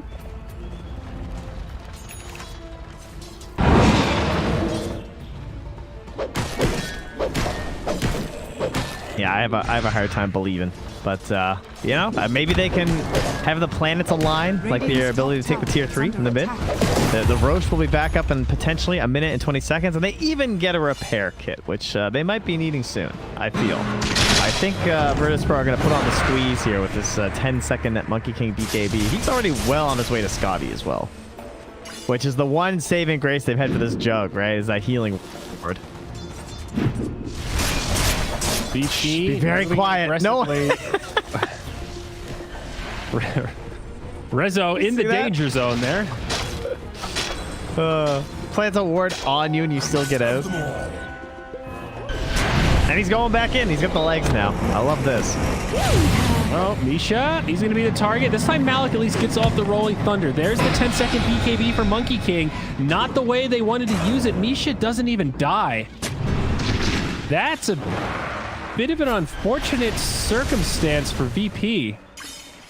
I mean, it's not the end of the world. Like you said, Monkey King's still farming fine, but not how you want that BKB reveal to go. And now they're going to try. I mean, they don't care, dude. They know they're so far ahead. I feel like the team fight's just so strong. Are they? I mean, you really want to smoke into them without your Monkey King's BKB? Yeah, I really don't think it matters. I mean, again, they do need that big blow because like the Jug has Butterfly now, so he's like kind of scary, I guess, but. I mean, you're right if they get the catch and they get that right initiation. I still think VP's team fight is really scary, but... At least they know they're here. They did smoke, or they did scan it, so they understood that the smoke play happened from Virtus Pro. And the Monkey King BKB is back in 15, so it might not matter anyway. That was some confidence, though. That is a great read on how VP feel about this game, and they certainly feel like they're in control. Dire are scanning. They just, yeah, they don't have the sustainability versus this. Like, the BKB is going to be so huge for Ergon. I'm definitely waiting for that before I want to make anything super crazy happen if I'm on the side of Team Spirit. He's like 800 gold off. It's not much. Oh, she's a long one, folks. This is a stalemate here. I mean Both the sides Roche, playing by the very way. cautious. Not the game. The Roche is they're still a minute 45 away. I mean, it feels like this game is dragging a little bit. Like both sides are being very cautious. VP know they have to catch the right initiation. Spirit know they can't get initiated on like that. It's a bit of a creating this elimination game. Like I think Yeah. the Jug just knows that he's not ready to fight. Like he doesn't really want to force anything right now, right? Like the butterfly is sweet, but he still wants more. He wants like Satanic or something because he needs to survive. He needs to get off Omni Slash, and he needs to tank some of his abilities for his Lina. Like if he just dies to the arena spear, then that's gonna be a problem. Kind of same for Malik. And oh, here we go. They jump in on the Jug. Dragon Tail, follow-up spear. The Jug going down quick. He gets off the spin, but can he make it out? No, he will fall. Malik rolling around. Now Yamich getting left behind. Probably going to be a 2-0 in favor of VP. Can they fight anymore? Another blink from no one. Does catch Malik on the low ground. Follow-up Nightmare, and Swashbuckle keeps him safe. Is under attack. Well, there you go. Yeah, that Force Staff was not able to help the Jug. It sent him back into their arms. Blink DK.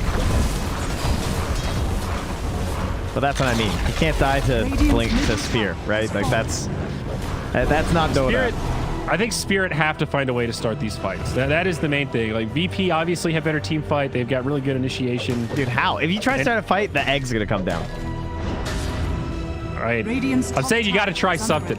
Letting them initiate on you is a guaranteed loss.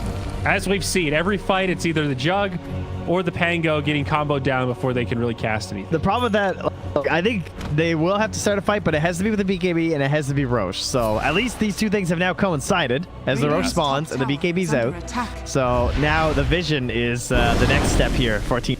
Try and find out when this is happening. I'm not denying it's going to be hard for them to find a good catch, but Here it is. that's going to be their only chance at trying to make this happen. They go in onto no one. They do connect on the Rolling Thunder. This guy's a He does have BKB. teammates nearby, though. He pops his BKB. He'll be fine.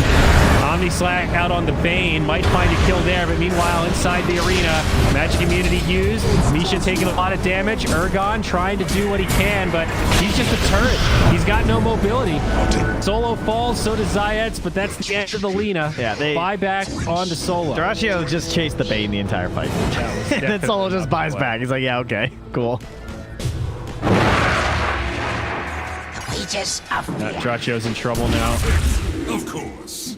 Mask of Madness will have a spin, but he's stunned up. Boundless Strike to follow. No one's here with a Dragon Tail. Oh. VP just picked more stuns. More stuns, more control. BP our heroes. Easier initiation. It's just so easy for them to initiate. Like, hey, no one, just go blink on. I mean, they got initiated on there. All right, no one. Fade out an initiation. You got the BKB. That was the most desperate initiation, dude. It's like, yeah, I'm gonna swashbuckle and then alt blink onto the Dragon Knight with BKB. They might not have seen it, I think. It didn't even get delivered. Even if you didn't have BKB, though, that initiation didn't look good. They were pretty far away from the DK. Malik had to reach really far to catch him. He had support nearby, and it's a DK. Well, Zyori, as you said, they have to force something. How about we initiate on someone that isn't DK, though? I mean, that's...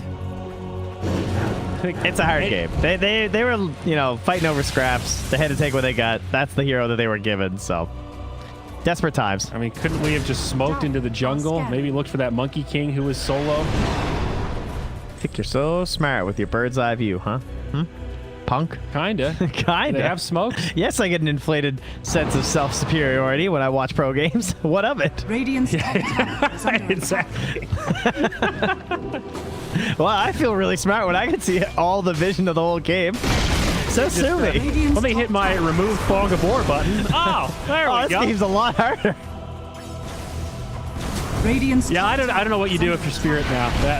That last attempted gank sort of felt like they just intercepted your Hail Mary. Well, if it's anything like the Dota I've ever played, there's a lot of discussion going on about whose fault it is. Oh, I'm down. Who's blaming Misha? Who's blaming the Ench? Why'd you pick Ench? Yeah, that's the public response right now. There's 9 and 8 in Dispel. I had to pick first. Resolution, telekinesis, but we'll follow from no one. Nightmare reset, Omni Slash on the mark. Oh my god, he's in the egg! Save! He's in the egg! Save! Is it actually going to save him, though? They're trying to click it as hard as they can. It goes off. The dream team fight for VP is realized. The complete shutdown. The pack at the rim. Wow. Now the buybacks. They're going to jump right back in. They still got the arena. They've killed Yamich. They've killed Misha. The buybacks left are being used. Urgon can't do much but walk back. This is going to be a lane of barracks. Even if VP don't end it here, that was pretty damn crippling. It's like he knew, dude. He Radiant's top barracks are under knew that we wanted to see it. Now, mind you, he did 1,200 HP when Zayas pulled him in. I noticed he was still pretty tanky. I don't think the Laguna Blade came out, though, so Radiant's top barracks has fallen. it did break up the chain of damage they wanted to drop for sure. That was great, though. We finally got to see it. Dude, the eggs, it's so high risk, high reward. Because if you both pop, you both die. But if you save somebody and then the egg explodes and you get all the stuns while they're trying to kill your shit, oh my god, there's no coming back. Now, the repair kit trend, it's helping them. Oh, yeah. But it's not doing enough. Respect what Spirit are trying to do here, but this is one tall order. Can't eats the cheese, he'll be just fine. I think VP are doing it. VP home from no one. With all the respawns, they are going to have to make it back. Now, can Spirit get any recovery kills? Looks like Solo will die back. Pretty small consolation for 2 lanes of barracks. Oh, I feel better. I would say so. Well, it's only 1.5, you know, at least. Oh, that's true. Still have a ranged barracks standing mid. They've made it to the next tier of neutral items, so perhaps this will help them at least somewhat. Maybe a pick, but no. It certainly And won't the hurt Quelling them. Blade didn't get the A right. Minotaur Horn. Nice. Lena's got 2 BKBs now. That's a game changer, huh? Just going for the rapier. I like that. One hope. Oh, Rezo? Chainstone? The LSA. They've got Nice. plenty. The stolen spear. They needed that, or that could have been a bit risky.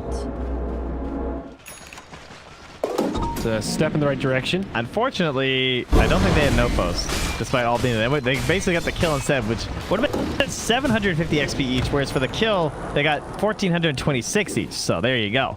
The value was there. You did the math. That one pickoff was a 1,500 gold swing. The numbers tend to be pretty big. Well, actually, I was going to say they tend to be pretty big when you're down 23k, but not necessarily, of course, in the new age of Dota. Yep. Where the net worth differential is not taken into account. And the death cost, 450. Oh, get him, dude. No. What's up with reliable gold these days? How much reliable gold does a team that's been dumpstering have? They still have, like, no reliable gold. That's crazy, man. Because, like, everyone buys their item when they get it. You know what I mean? Yeah, I don't think many people play around reliable gold anymore. There's just not a lot of functions to get it, right? So what is it now? Reliable gold is only from passive gold gain, and is that it? I can't remember Is if there bounty anything runes are reliable or if that got removed too. I will But double now, check. like, towers, heroes, all that stuff is all unreliable. Yeah, because right? the one that we lost, the big one was the kills that we just lost it Yes, on. heroes. That, I mean, that was the classic in my head. That's what I always thought of. Is reliable gold? You get it for hero kills. That was how I just explained the mechanic to noobs. Radiant. Now I don't get what its purpose is. Why not just remove that shit and make it gold? Oh, they're smoking in.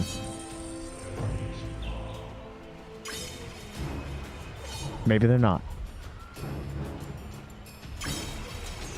Simplify the game. It was, let's see. How long ago was that? Oh. Oh. Bump into each other. Solo with the Glimmer Cape. Both sides looking for the angle to initiate. They miss the spear, but no one comes in, gets Yamage. And now they're going to get the Pango. It's a good feed script. Just so many different ways to initiate. That is really the hallmark of this VP draft. Pretty much all of their heroes can start a fight except Phoenix. And even Phoenix can be an okay bait to, pull him into a position or something. Here comes the Jungle, doing a lot of damage to the Monkey King, but not enough for the kill. Arena comes down. It is a 3v5, so this is not easy for Spirit. They did get out of the arena, but now they find Dracho. Yeah, he gets obliterated. That's it. GG. VP dismantles Spirit in game 2. And now the fight for life in the tournament for Spirit stretches on to one final game. The game 3 decider in our final group stage series. I double checked. It is just passing gold. You don't even get it from bounties. But yeah, solid victory there from Virtus Pro. Pretty hard to execute lineup, I feel like, for Team Spirit. I don't know.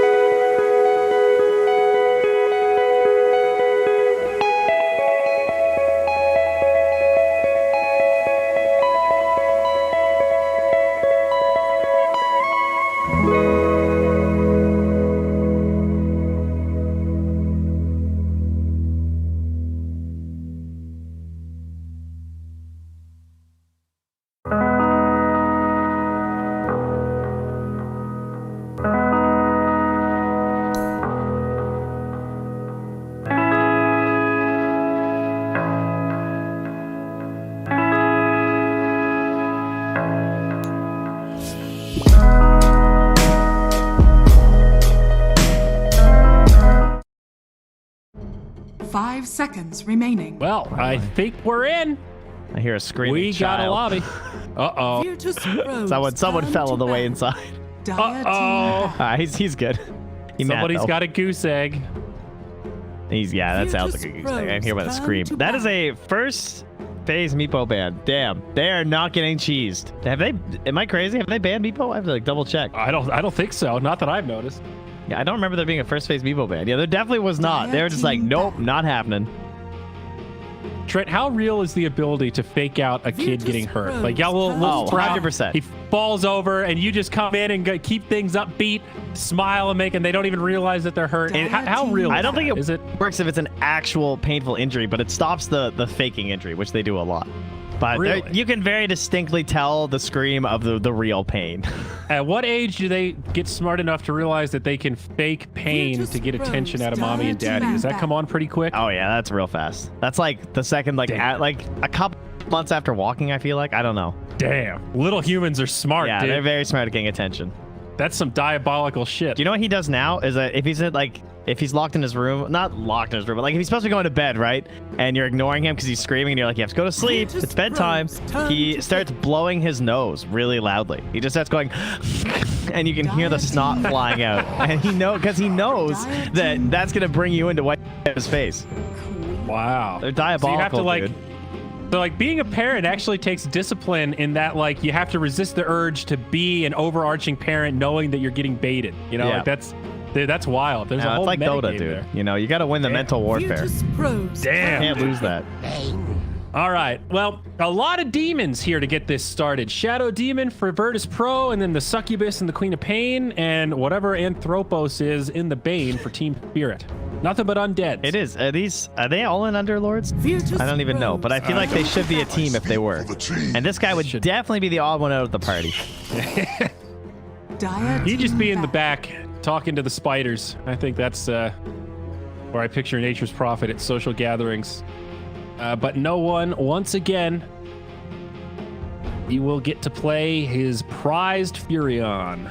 Yeah, we say there's flexibility, but realistically, it seems like it's probably just going to be for him. Well, we'll think about Rezo, but Now, well, so the flexibility, we did see a game, 10 I seconds forget what remaining. else they picked, but I'm pretty sure no one went off lane with it, but he played it 5 basically the seconds exact same remaining. style. We have a game where Rezo went like DK mid or something like that.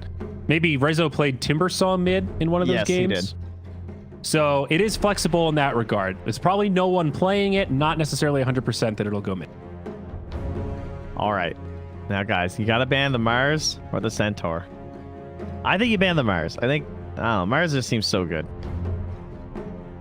I think it works so well to Nature's Prophet. I love it. I think like just this arena is such a nice way to set pickoffs. Dire team pick. And the Monkey King instead. Yeah, I'm Fair starting to enough. get pretty hot on the Mars. It seems like like the spear is a skill shot, but as you've told me before, it's like not really a skill shot. It's very easy to follow up on things. It's pretty easy to hit unless someone really jukes. Virtus Pros turn to pick. He's just such a good laner. It's the whole package. Great team fight, great lane, great rotations. And now the Grimstroke. Okay, I'm liking these picks from Team Spirit, I gotta say. I like the Queen of Pain when you have 10th pick because of that flexibility of the off lane or the mid or even potentially support. Of course, not really now that we Bane and Grimstroke, but they will take the Centaur as both heroes left in. This has been the most successful Rezo hero for sure, and I think once the leash and everything's in, they definitely knew that was happening, I would wager. To be fair, they were kind of caught in a pickle though, right? Because Grim Mars and Grim Centaur are both very good. They are. Maybe that's why they didn't ban one of them. One of the better combos. Pretty well rounded for Spirit so far. Good mix of lockdown. Interesting that 10 they'll take the seconds Bane remaining. now after a pretty good showing from Solo. 5 seconds remaining. You need some global potential. Ah, Ooh, okay. the Solo Disruptor. Oh, I don't know. They need a big hero here last. I don't think it can be Invoker. Why? I mean, that's what they need, though. They need, like... or they need a really what- active position 1. So what 10 other seconds global remaining. options are there? I mean, there's Spectre, but I think there's a lot of pressure for Spectre. I mean, there's 5 seconds that much remaining. pressure for Spectre, I guess, at this point. Like, they don't have guaranteed tower push and everything, but I don't think I want to pin my hopes on a tiebreaker on a Spectre game necessarily for poor LTW. There's LTW's PL, which is still in, versus Bane. We haven't seen PL at all. Has he fallen? Did something happen to PL? He's lost a bit of his stock. Well, think about, I don't know, just everything that happened to Agi stuff kind of hurt him a little bit, I'm sure. Certainly. These big Agi reliant heroes. Still good, though. I've still seen some teams picking him. But maybe you just see Troll and you go like, yeah, I'd rather be Troll. Which is still here in this game. And Batrider's banned, so seems pretty good. Maybe you ban the Spectre just to be safe. It is a scary hero just in terms of hitting critical mass that can kind of take over.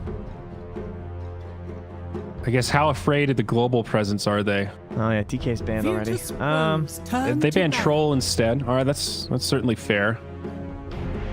The Spirit also need a position 1 here. I don't know if they're just... Well, I thought they might ban Razor to take Troll, but obviously the Troll just got banned, so now that might change up. Any thoughts they could have had? Yeah, I guess they are kind of locked in, right? I mean, I guess it could be side lane Queen of Pain, but more than likely the Queen's going to be mid. 5 seconds remaining. Does no one want to... Or does no one want to play the Prophet? Does he want to play it side lane or mid? Probably mid, and then, I think still we'll take mid. The 1. Yeah, I don't see any reason not to put no one on the Prophet mid. It's not like he does poorly in the lane or something. You know, it's a great mid laner. He can very easily get around the map. So LTW, PL, LTW, Morphling is still in. Morphling's a cool idea. There's a lot of stuns though, and then like this earlier Orchid, the leash. Yeah, seems a little risky. So what about Lycan? That guy's still in. Wow, Lycan is still in. Lycan's Soulbind though. I've also seen that be a bit of an issue. I like the idea of somebody a little more sustainable. So you have to lane with the Disruptor, so you can't... I don't know if you can take Spectre. I think that lane just falls apart, doesn't it? That's kind of... yeah, probably with Disruptor, yeah. Interesting they banned Urgon Tiny, because that's kind of a 1 the way they play it, right? Like they gave him the Mask of Madness and he just farms up a bunch, and then you would have had the Mars and the Queen of Pain roaming around, kind of the old school J-Storm style, where they just always ran the 1 into the mid lane and had 2 essentially off lanes in terms of like the pace and aggressiveness that they went for. And obviously that is how they won game 1, so would have been nice to try and go back for that, I'm sure. Dire team pick. And they will take the Lycan. They take the Lycan. Okay. Thinking about it, perhaps against Grimstroke, Mars, even Bane. A lot of lockdown. That's yeah, but Lycan's like traditionally one of the better heroes versus Bane. Right. And that's the other hero we've seen them win with. Hey, now Spirits series, was that against Liquid? No, NIP. NIP. They played this in game 1, and we were very skeptical, like, all right, what does CK do right now? And they made it work. He just farmed well, became a real beefcake, and then at 30 minutes, they couldn't really stop him. Oh, yeah, that was the spider legs. Oh, man. He was just spider all over that map. CK. That was sick. I mean, CK with Grimstroke, that's another really nice little combo for finding pickoffs. You've already got a stun in the Chaos Knight, so Inkswell makes securing kills pretty easy. Yeah, it is a nice Soulbind game, that's for sure. I do like this Spirit draft maybe slightly better. Lycan is scary, but Grimstroke is a pretty effective counter. I hesitate to say hard counter, but it really does stop the Lycan from doing what he wants in the team fights. And I'm a little nervous about the Disruptor Shadow Demon support duo. They both have a lot of utility, but no like hard stun disables.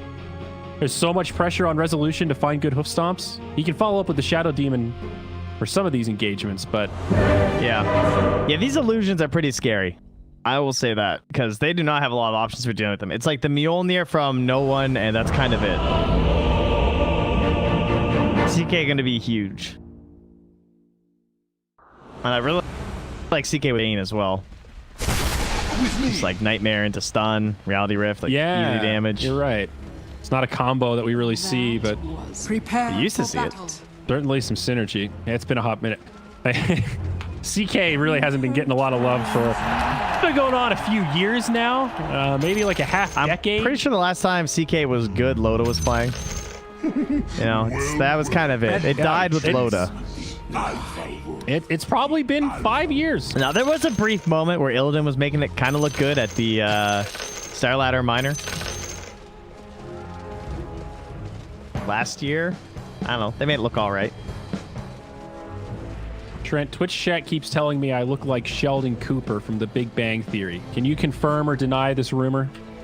I mean, yeah, take away the hair. I could kind of see the facial structure being similar. They're not wrong. I can't tell if it's a compliment or an insult. I get that Sheldon is supposed to be the stereotypical nerdy guy, but he's quite popular. He's an international celebrity. He got a spin-off show. You see a spin-off for anybody else? Am I going to get a spin-off podcast? Is that what this means? I'll take it. It's better than McLovin. That's what people always... When I had wireframe glasses, everyone said I looked like the Rasta version of McLovin. That was less of a compliment. I was Eric Foreman growing up. That's what everyone called me. Oh, okay. Did you have red hair? No. But did Eric Foreman really? His hair was just brown, wasn't he? I thought he was a redhead, but now I can't really... I'm having trouble picturing Topher Grace. Yeah, we'll have to quality go show. to the videotape. Either way, it is indeed no one in the mid lane. He'll have to contest with Misha grabbing the creep wave. All right.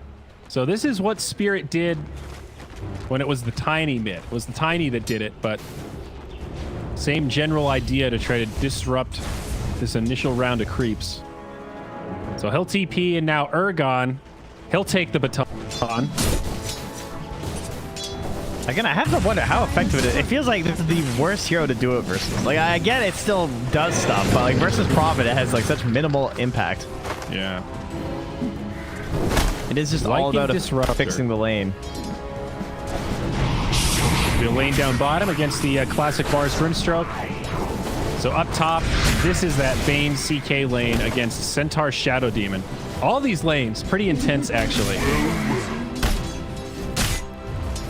Kill threats all around.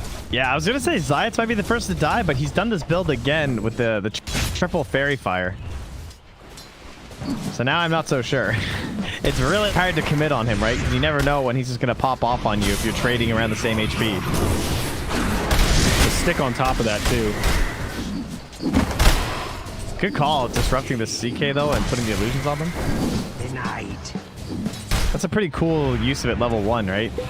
Yep. Usually you see just like the shadow poison early on. But running those at Misha is pretty frustrating. Well, guys, you're never going to believe it, but ILTW currently has the Helm and the Necros queued up. As Zayats is on the run. Whoa.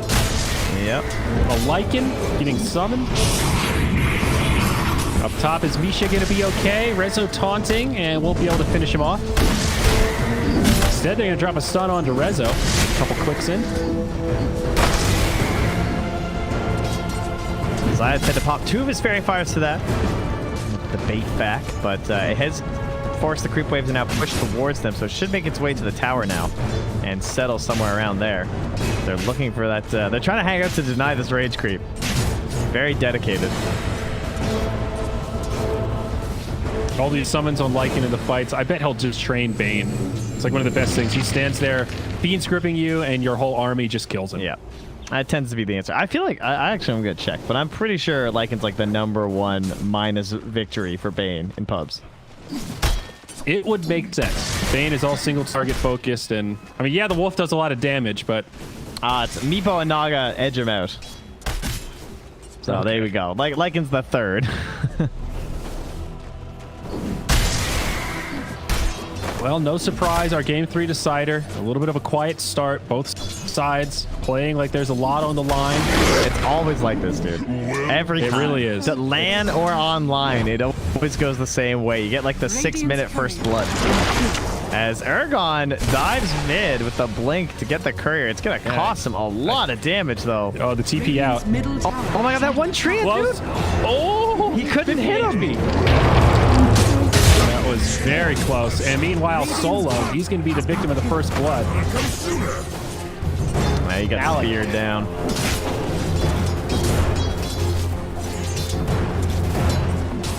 Overall, not going terribly considering you're a disruptor. Like, hard to help secure a lane, but your carry is still lasting fairly well. Even manages to get that one there with the the Thunder Strike. Was worried about a potential deny. Radiant structures are fortified.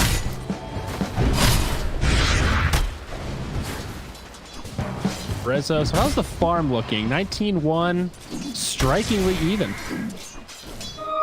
Both safe laners within 1 or 2 CS of each other, and even the mid. There is a deny advantage for the Prophet, but some of that probably treants. Yeah. So we got a real even game 3 at our hands. Spirit with a little bit of an edge thanks to the first blood. Oh man, look at him again. No one just trying to force this. That is obnoxious. You surround him with the trees, he can't do anything. Oh, well, okay, you can do one thing. He's got a blink. He's just going home, dude. You got the respect tip there. It's like, all right, no one. Yeah, you got me. It's like I didn't get the rune. Right. I don't even feel like dealing with bounties. I'm just going home. Let my team handle it. That's a Cartman moment right there.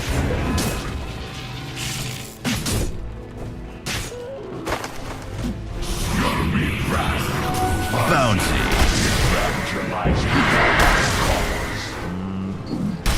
Bounty's probably just gonna go even here by the looks of it.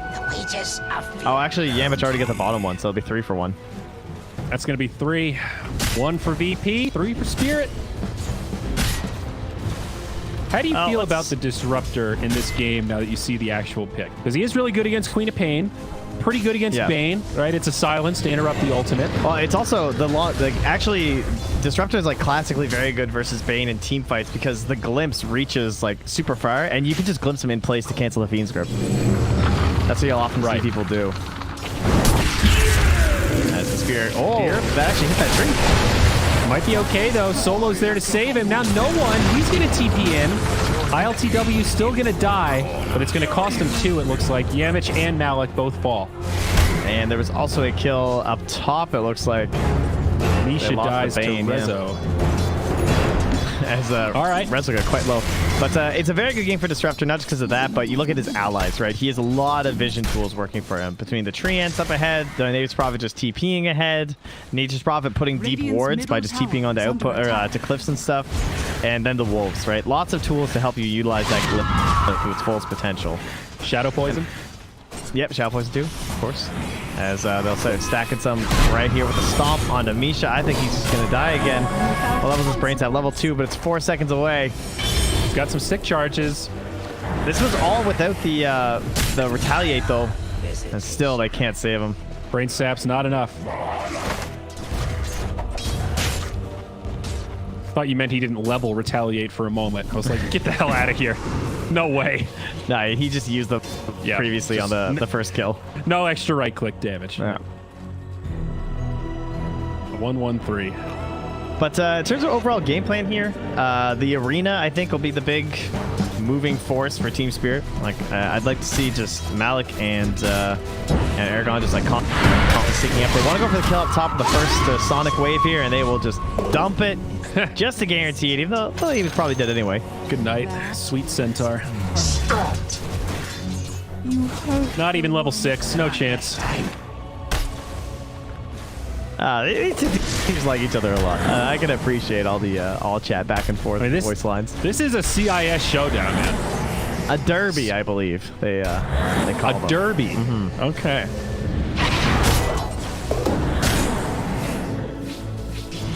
Very much slow and steady. Both teams on their side of the map, focused on farm and economy. Treads out on the quap. But if I am Team Spirit, and again, I'm looking for those plays with the arena as well as the Queen of Pain, the thing I'm going to be concerned about most is going to be Rezo. And just like knowing what Rezo is doing in these team fights, because number one, he's going to have the Stampede. So no matter where he is, he could potentially save people from these ganks that you're kind of dependent on to create enough space for this Chaos Knight. And number 2, even if he doesn't ult, the blink hoof stomp could just interrupt, like, because Queen's gonna blink in, you know what I mean? And if she blinks in, and then you just get stomped either from a blink or just from a stampeding guy, because the cooldown of your blink is so long, that's when the fights get real awkward. Yeah. But here's that arena. Here's the rotation for the Queen of Pain. This is exactly what they need. Oh, he gets off the ult, though. It's a good shapeshift. And Lycan going to make it away. And might even turn to come back in for more. Yamich very low. Dude, that right click comes down.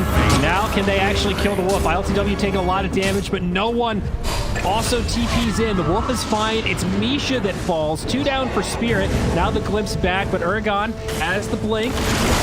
Malik on the run. He's going to get stuck inside of the Sprout. The kinetic field. It's a double for no one. That'll be his mech secured now. And Spirit toss away that gold margin they'd picked up for themselves in the first minute. And that whole time they still had Stampede too. So like if that ever started looking bad, they were just out of there. That was one of those, I like the idea from Spirit, but as soon as they realized that wasn't going to be easy and the shapeshift went off, they should have just given it up. Said, okay, gank attempt failed.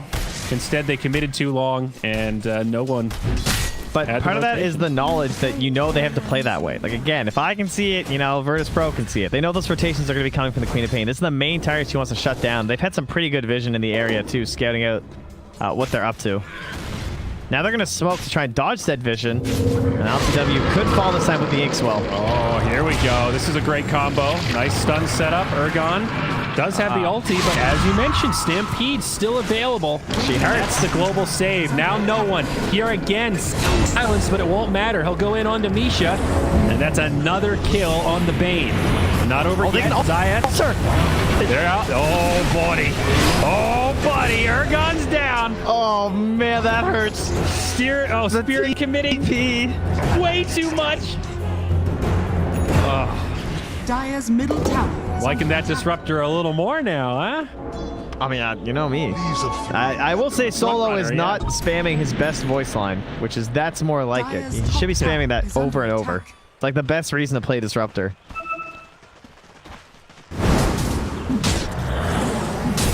And what weathermancery is this? That one's pretty good too. Although I was disappointed to Google that and learn it's not a real word. What is not a real word? Weathermancery. Really? Yeah, it's not real.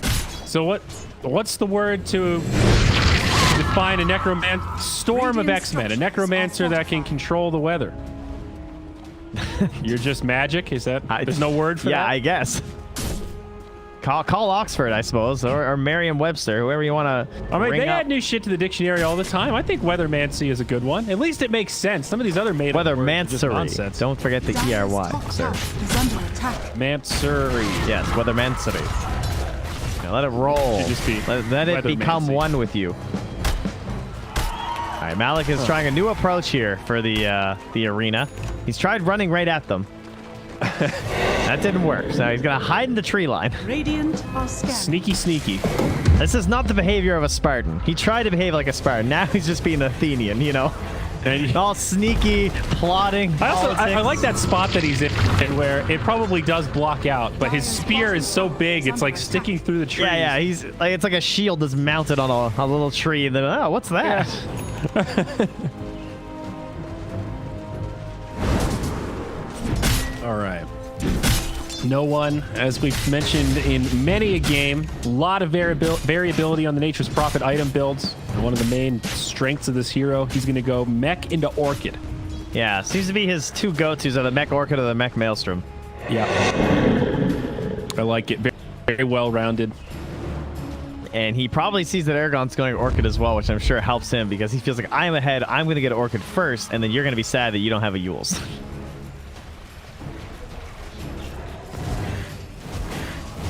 Spirit starting to group up here. There is a double damage in the bottle of the Quap. And she's actually pretty far behind no one right now. 6,500 net worth on the Prophet. Only 52 on the Queen of Pain. And now this tier 1 tower mid is going to fall uncontested. Ready for a fight. They were smoked up behind no one, but Spirit not going to fall for it. Lycan was so far up too though. Like LCW was just all the way up in that territory. It goes unpunished. Now they're diving deep again. They're gonna get Ergon. Dude, this is the combo. They've got the silence. Rezo saving the stun. She doesn't have a live Ergon. Damage pops the soul bind, and they might be able to clean up these kills. Did VP go too far? They lose Solo first. Now the chase down. Zayats dies, and no one should be able to make it out. Taunting it up. And Epic's got a ward. Oh, man. A little close. Didn't want to waste the ward, I guess, for Misha. I missed the recap. I don't know, gold exchange if it was worth it, but I think slowing down the Queen of Pain in exchange for your two supports is certainly not bad for VP. They needed that fight, though. I don't know. I'd be feeling okay if I was Team Spirit. It's like, yes, finally, we punished him for going too aggressive. Like, now we got to go hunt this Lycan. They've seen him on this ward the entire time. It's just expiring. He's killing some Ancients. This is our moment. Please grip him, Misha. For the love of God. This is a big kill. They really need this. Misha in the front line. He gets it, but Shapeshift doesn't get interrupted. They need to kill him in the duration of the lockdown, and they've got it. Meanwhile, Malik, he distracts him up top. No one gets another kill. That's what you're going to call it, eh? Yep. Oh, mid lane? They're going to go in onto Rezo, but now the TP, no one's here. They're going to go into Draccio. Visha with the sleep. Toggles it up, goes back in onto Rezo. Quad ulti's coming. Find the kill. Nice setup. But Draccio gets juiced. Meanwhile, on the other side, Queen of Pain again. I thought that was an illusion for a second. She died so fast. Also, didn't see him. Oh, I thought they got the grip too. Dude, that's so bad for Spirit, though. Those are your two big cores, the 1 and the 2, down for only a Centaur. Not worth. Man, he got slapped by that last piece of the Wrath of Nature. He hit for 317. The wages of fear. 1,000 net worth favor now for Virtus Pro. This game is not going to get any easier for a Queen of Pain for a long time. Like, until Ergon has a BKB, he's just... He's going to need to get it quickly, too. Misha now isolated, brought down. They go in onto the Prophet. We've got some illusions to deal with, but they need an interrupt. They don't have it. They don't have a stun to stop the TP, and no one gets out. How is he so tanky? That's crazy. Think about those two heroes. That he can just TP in your face like that because of this build. Just like from the mech helping got a so mech. much. Yeah. That looked like he was just being tickled. That was an ult from a CK. But he's pretty far ahead. 9K net worth. Yeah, but still. Bottom tower is under attack. He's level 13. He's the beefiest in the game. Now they'll go in on the Disruptor. No one back again. It's just non-stop fighting. Solo actually survives. Back over in 1 second. It goes down first. Nice save, but it won't be enough. They'll go 1 for 1. Static Storm, not really connecting with that much, but Spirit very low. They lose Solo. It's actually a 2 for 2. Support's going down. Which cores are going to come out on top? Malik falls next, but now Nolan goes down. Draccio, he's going to try to make it back. The Soul Burn, not enough. Ergon blinks back, but Rezo in hot pursuit with a blink of his own. They've got the damage. That's all 5 of Spirit down. Somebody got the CK on the way out. It was the Lycan. Oh my god. Oh, another painful one. It's like just when it feels like they have a good moment, like they're diving for these supports and you're actually getting the kills fast enough, but the fact that Solo could squeak up to the side and get that ulti off just delayed everything for Team Spirit.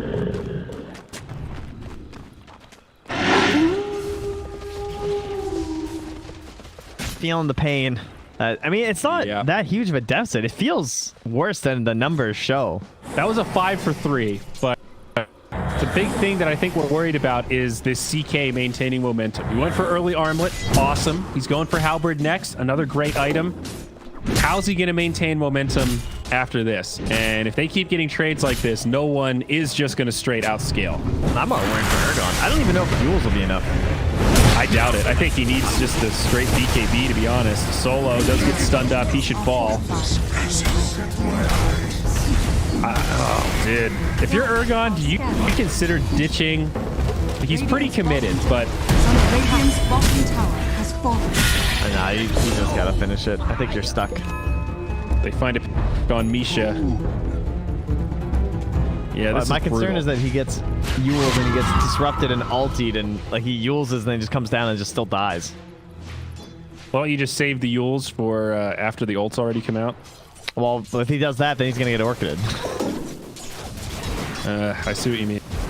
And like, if he gets orchided and he Yules himself, then they're just gonna lay the Static Storm under him, you know? I think you abandon ship and go all in on the BKB first item.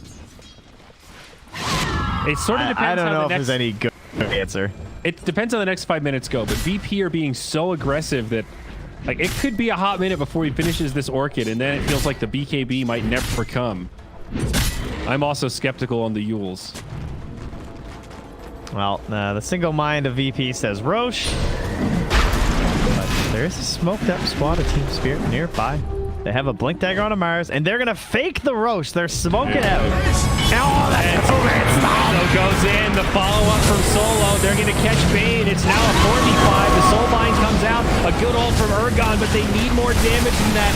Spirit not winning this fight right now. The disruption on FCW. He comes back out. The Wolf finds a kill with the CK down. This is rough. Rooted Queen of Pain. A 4-0. It's not even a fight. It's a goddamn massacre. Yamich now surrounded. A 5-0 exchange. Spirit in dire straits. Oh no. Oh, what a beautiful play though. Out of the Roche pit with the smoke. That two-man stomp from Rezo. Easy peasy setup for the Static Storm. Then getting the Thunder Strike onto our Queen of Pain again, who has no way to get rid of it. She just gets glimpsed back after trying to escape that death pit that she was locked into. And just the rundown of enemy heroes. So you know how we talked about the No One Nature's Prophet, a little boomer bust? Like, he always plays it well, but he plays this one style that is just at you. Yeah. And when it doesn't work, it looks like feeding. And when it does work, it looks like he is destroyed. Like this this. is a perfect example of, yeah, they crippled the Queen of Pain early thanks to Solo's ultimate, and No One has participated in like every fight, I think. Let's take a look at his KDA. 12-1-10, and they have 25 kills. He's been involved in 22 of the 25 kills. Pretty good. That's pretty goddamn good. I like how he even has the clumsy net too. That was him that netted Ergon after the glimpse. Oh, was it really? Yeah. There you go. Now, he almost has BKB. AKA, he has BKB. Yeah. Don't worry, guys. We almost have the Orchid. It's coming. Oh, Malik misses the spear down bottom on Zayats, but Draccio comes in, and they'll pick up a kill on the Shadow Demon, but now No One is here. He does get disarmed. They'll go in on the Solo, but he still manages to get off the ultimate, but he leashes the Lycan. Oh, no. Still able to get some damage into Draccio, though. CK not very mobile. Draccio just not doing that much damage, and the CK will fall. It's a 2-for-2, but killing the CK certainly is advantageous for Virtus Pro. Well, they're trying to catch him from behind. Ergon will get out, though. Finds a Philosopher's Stone in front of his teammates, but again, another engagement that does not go well for TSpirit. It says it's a net worth gain for the Radiant, despite any net worth leads or comebacks or anything, because it's just poor heroes versus richer heroes, and that's all that matters these days. Team net worth does not factor into the gold formula. His bottom tower is under attack. So the Worth even reiterating. trades don't necessarily mean anything when you're behind. Tattoo it on your forehead. Dire's bottom Yep. tower has fallen. Let them know. Pressure on the towers. Tier 1 down bottom. Tier 2 mid, taking the wrath of the Treants. I found that Alpha Wolf now, too. I was wondering when he was going to get one. He's been hunting for a while, but looks like he caught one on the last Helm of the Dominator, so that's going to be a lot of damage. Scary moments for this CK. Needs a BKB, but still so far away. Will the Halberd be enough? They smoke up, It's looking a big for the wraparound. backstab. They catch one. It's Solo. Maybe this will let the Quap do some damage. Now Rezo jumps into the kinetic field, but the Phantasm's been used. Draccio taking some decent damage here. They drop the arena. No Lycan ulti for 10. Good spear. They'll find the kill there. That's a big streak shut down. Zayat's caught by the Reality Rift and on the backside. No One with the BKB gets Yamish and just TP's home. Rezo, Stampede. He'll be safe also with a TP of his own. Great fight for Spirit. Now a 1-for-3 their way. Yeah, Misha gotta be a little frustrated. He had 5 seconds left on the feed script with no TP down. Orchid on Orchid action. Guess who's got the bigger Orchid? It's No One. Roots and run. Oh, this time he does have the grip, though, so No One might pay for this. He has an Aegis, though. Don't forget. Yeah, but they can get him twice. It's the first stun. Let's see. Is there a godlike play that can be made? No One? Do you somehow survive? I mean, they're bringing allies. I definitely underestimated the speed of which they can kill him. He is also quite tanky. He is living. There we go. He's down. Still has the mech. No BKB for 20. Glimpse back. It's going to be an Aegis in exchange for Malik. So not Oh, but bad. Oh, wait. All right. No stuns. Good TP. Yeah, that was nice. Very good. So VP tossed the Aegis at the end of the world, but certainly good news for Spirit. However, they might lose a tier 2 now. Well, it was a trade for a Queen of Pain, so I don't. It was a pretty good trade, I think. Nice ink spell play, though. That's Okay, Solo. All right. That's a dead good solo. Now Rezo taking some decent damage. The Wolf on the way in. There's the Howl. Melting. Malik on the run, but I don't know what he'll be able to do also. Ergon breaks down to the low ground. ILTW getting kited a bit. No one takes the soul bind. BKB still at about half duration. A really awkward fight. No one going to get left behind. Pops the mech. And I don't think they're going to be able to pursue to finish him. Stampede, they're going to go back in the other way. They get Traccio. However, Yamich does manage to finish off no one in exchange. Yeah, that was a lot of illusions in there. And it must have been the stroke to get him at the end or something. Dude, there was the sickest save from Zayats during that. There was a Sonic Wave laid over Rezo that was definitely going to kill him, and I can't believe it didn't hit him. Like, the disruption was so last moment to save his life. And Rezo obviously able to then get the ulti and everything off after that, thanks to him. So, big play from our boy Zayats on the Shadow Demon. So who got that streak on no one? The Grimstroke? Yeah. Yes. Nice. Unfortunately, not a great game for the Aghanims. He's just gonna try. I guess the CK is kind of an okay target, but certainly no Morphling. No, for the Grimstroke. I thought you were talking about Grimstroke's Ags. Oh, yeah, I'm sorry, wrong team. Yeah, exactly. Yeah, there isn't really much. Although Lycan does have a lot of auras, so that is pretty good. He's going to pick up an AC soon. I feel like I would just save for Scythe. But he still needs some small items. He finished out a 4-staff. That's pretty good. Now he can go like all in for a Scythe and maybe get it someday. Maybe. It's going to be a while. CK, do you think this BKB is going to make a big difference? For the CK? Yeah. Seems unlikely. I think he's having trouble sticking on people in the fight, so it might help a little bit, but we're getting to the point where he's just not that threatening either. His damage isn't enough. With the Phantasm, it's scary, but they're handling it quite well, and they're all so fast and elusive that it's between disruptions and kinetic field. The Centaur ult, Lycan just being very fast and able to run away from him. Radiant's middle tower is under attack. Either way, they're not contesting at all right now for the side TSpirit as they just rotate all the Radiant heroes top. They take the tower, and they look towards the next Roche. I'd like to see just some pressure on the tier 3 to force them back. So Zayats, he finished a Meteor Hammer. So get up there, dude. Dire's top tower is under attack. All right, let's see it here. Siege creep. Are you gonna drop the hammer? Oh, with the 75 cast rate, it's genius. Beautiful. Look at that burn. Oh, unhealable damage. It is scanning. a pretty crazy item. But like that damage over time is kind of nuts. How much is it total? 300? No, it's like 6. Oh yeah, it's 100 a second for 6 seconds. Maybe a slightly underrated item. It is fun to play Nyx and pick it up when you can just straight combo somebody. Very satisfying.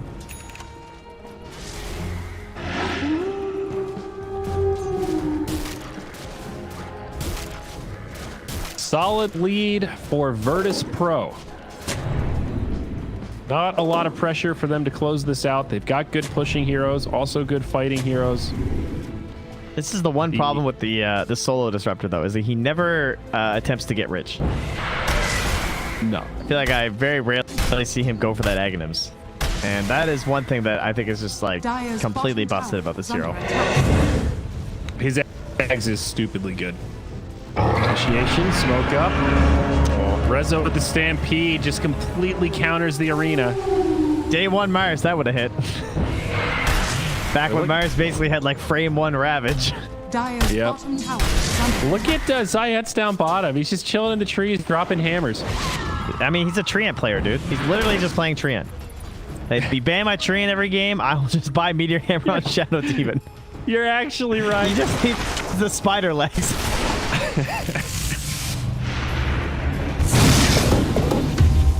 He's doing his best to roleplay Treant. Can you imagine if he got the Woodland Striders if we went that late? That would be so funny. I am the master of the trees.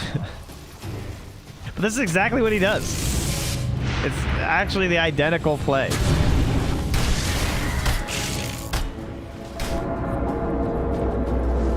surprised he doesn't have a quelling blade considering how efficient he is at this. Yeah, that's probably a good call. You know how when PA's farming and like she's not appearing on the minimap and you don't even notice that she's down here? That's kind of stuff that he does. Yeah. It's very frustrating to play against because he's just like pushing the lane without you noticing because you're not seeing it in the corner of your eye. Looks like Spirit getting a little antsy here. And mid lane, they're going to go in. Oh, the DK is just getting obliterated. They'll put an arena down somewhat defensively. He uses a Panic Phantasm, does absolutely nothing. Now the Soulbind comes out, will slow down this Lycan, latches into the Centaur, and it'll help Spirit make the getaway. However, Bane gets left behind, and after all that, it's a 2-0. No one's looking at bottom. He faked the TP down here, but I guess with the Yules, he can't go for the solo pick. But yeah, just another fight, cementing their lead and cementing their control over the next Roche. That'll be coming shortly. Yeah, I don't think there's an item that saves this for CK. He even had the BKB. Still has it. Yeah. Ergon working on his. He has the Yules. They jump onto Solo. This is a bit of a bait. Can they actually kill this? Oh, the hammer! The turn the other way. Pretty dope on Shaq. Malik now pulled back. They're going to find another. One at a time. In my father's VP one step closer. double damage. For some reason, I thought Banish was 2.25, so you can actually shift queue it and chain Disruption into Meteor Hammer stuff. Yeah, I'm not sure what the exact fall down is these days. I'd have to double check in the lobby to be sure that it hits exactly. Because they've toggled it so many times to the Naga. Right, right. Because there's a channel duration of 2.5 and the landing time of 0.5, so it looks like there's probably a 0.25 window, right? Because she definitely had a window there after Disruption. Yes, there was a slight window. Her blink does have a cast point on it, though. Not instant. Yeah, plus she started walking, so that'll really get you. Yeah, that too. But I wonder if that means... that is interesting, though. If for some reason it is frame perfect and we're screwing up the math, that is a dope combo, but I don't think it is. Structures are fortified. Worth testing, my friend. That's why people get mad when you say frame perfect and not tick perfect. It's a tick, guys. It's not a frame. All right, sorry. My bad. Aren't they the same thing? Aren't frames just ticks? They don't like that, though. I see. Yeah. We got more ticks than frames, you know. Tick perfect. Try to commit that one to memory. Last outer tower for Spirit. No one, just furthering his acceleration, closing in on the Satanic. Very tanky now. Orchid, Disruption. No one goes back. Meteor Hammer. BKB. Soul Catcher. Draccio, he's just going to have to walk back. I mean, he does live, but... That was a Disruption Meteor Hammer Soul Catcher forcing the BKB. That was like no commitment at all. Yep. I love Repair Kit, guys. It is going to be inevitable as they jump in. Solo surviving for now, or no one rather. Disruption comes out, saves the Centaur. Very messy fight. Draccio gets pulled back. He's going to go down. ILTW, he is cleaning up the back line. Does get speared. Nice play by Malik. Buyback from the Bane, but the CK does not have one. Swap on the way back in. She's already dumped the ultimate, and they have no means to stop this. They kill it through the repair kit. Alicia getting killed by illusions. Queen of Pain gets dumped on as Revolution connects with the stun. They pull Malik back. You can't get away from the disruptor. The buyback now from Queen of Pain. Quick dieback on Ergon. The tiebreaker dream is dead, dude. The tiebreaker dream is dead. Spirit will be the bottom team in Group B, and congratulations to VP. It will be seated in the lower bracket of the playoffs, but they make the cut. Zion played a great Treant Protector this game. I'll say that. He sure did.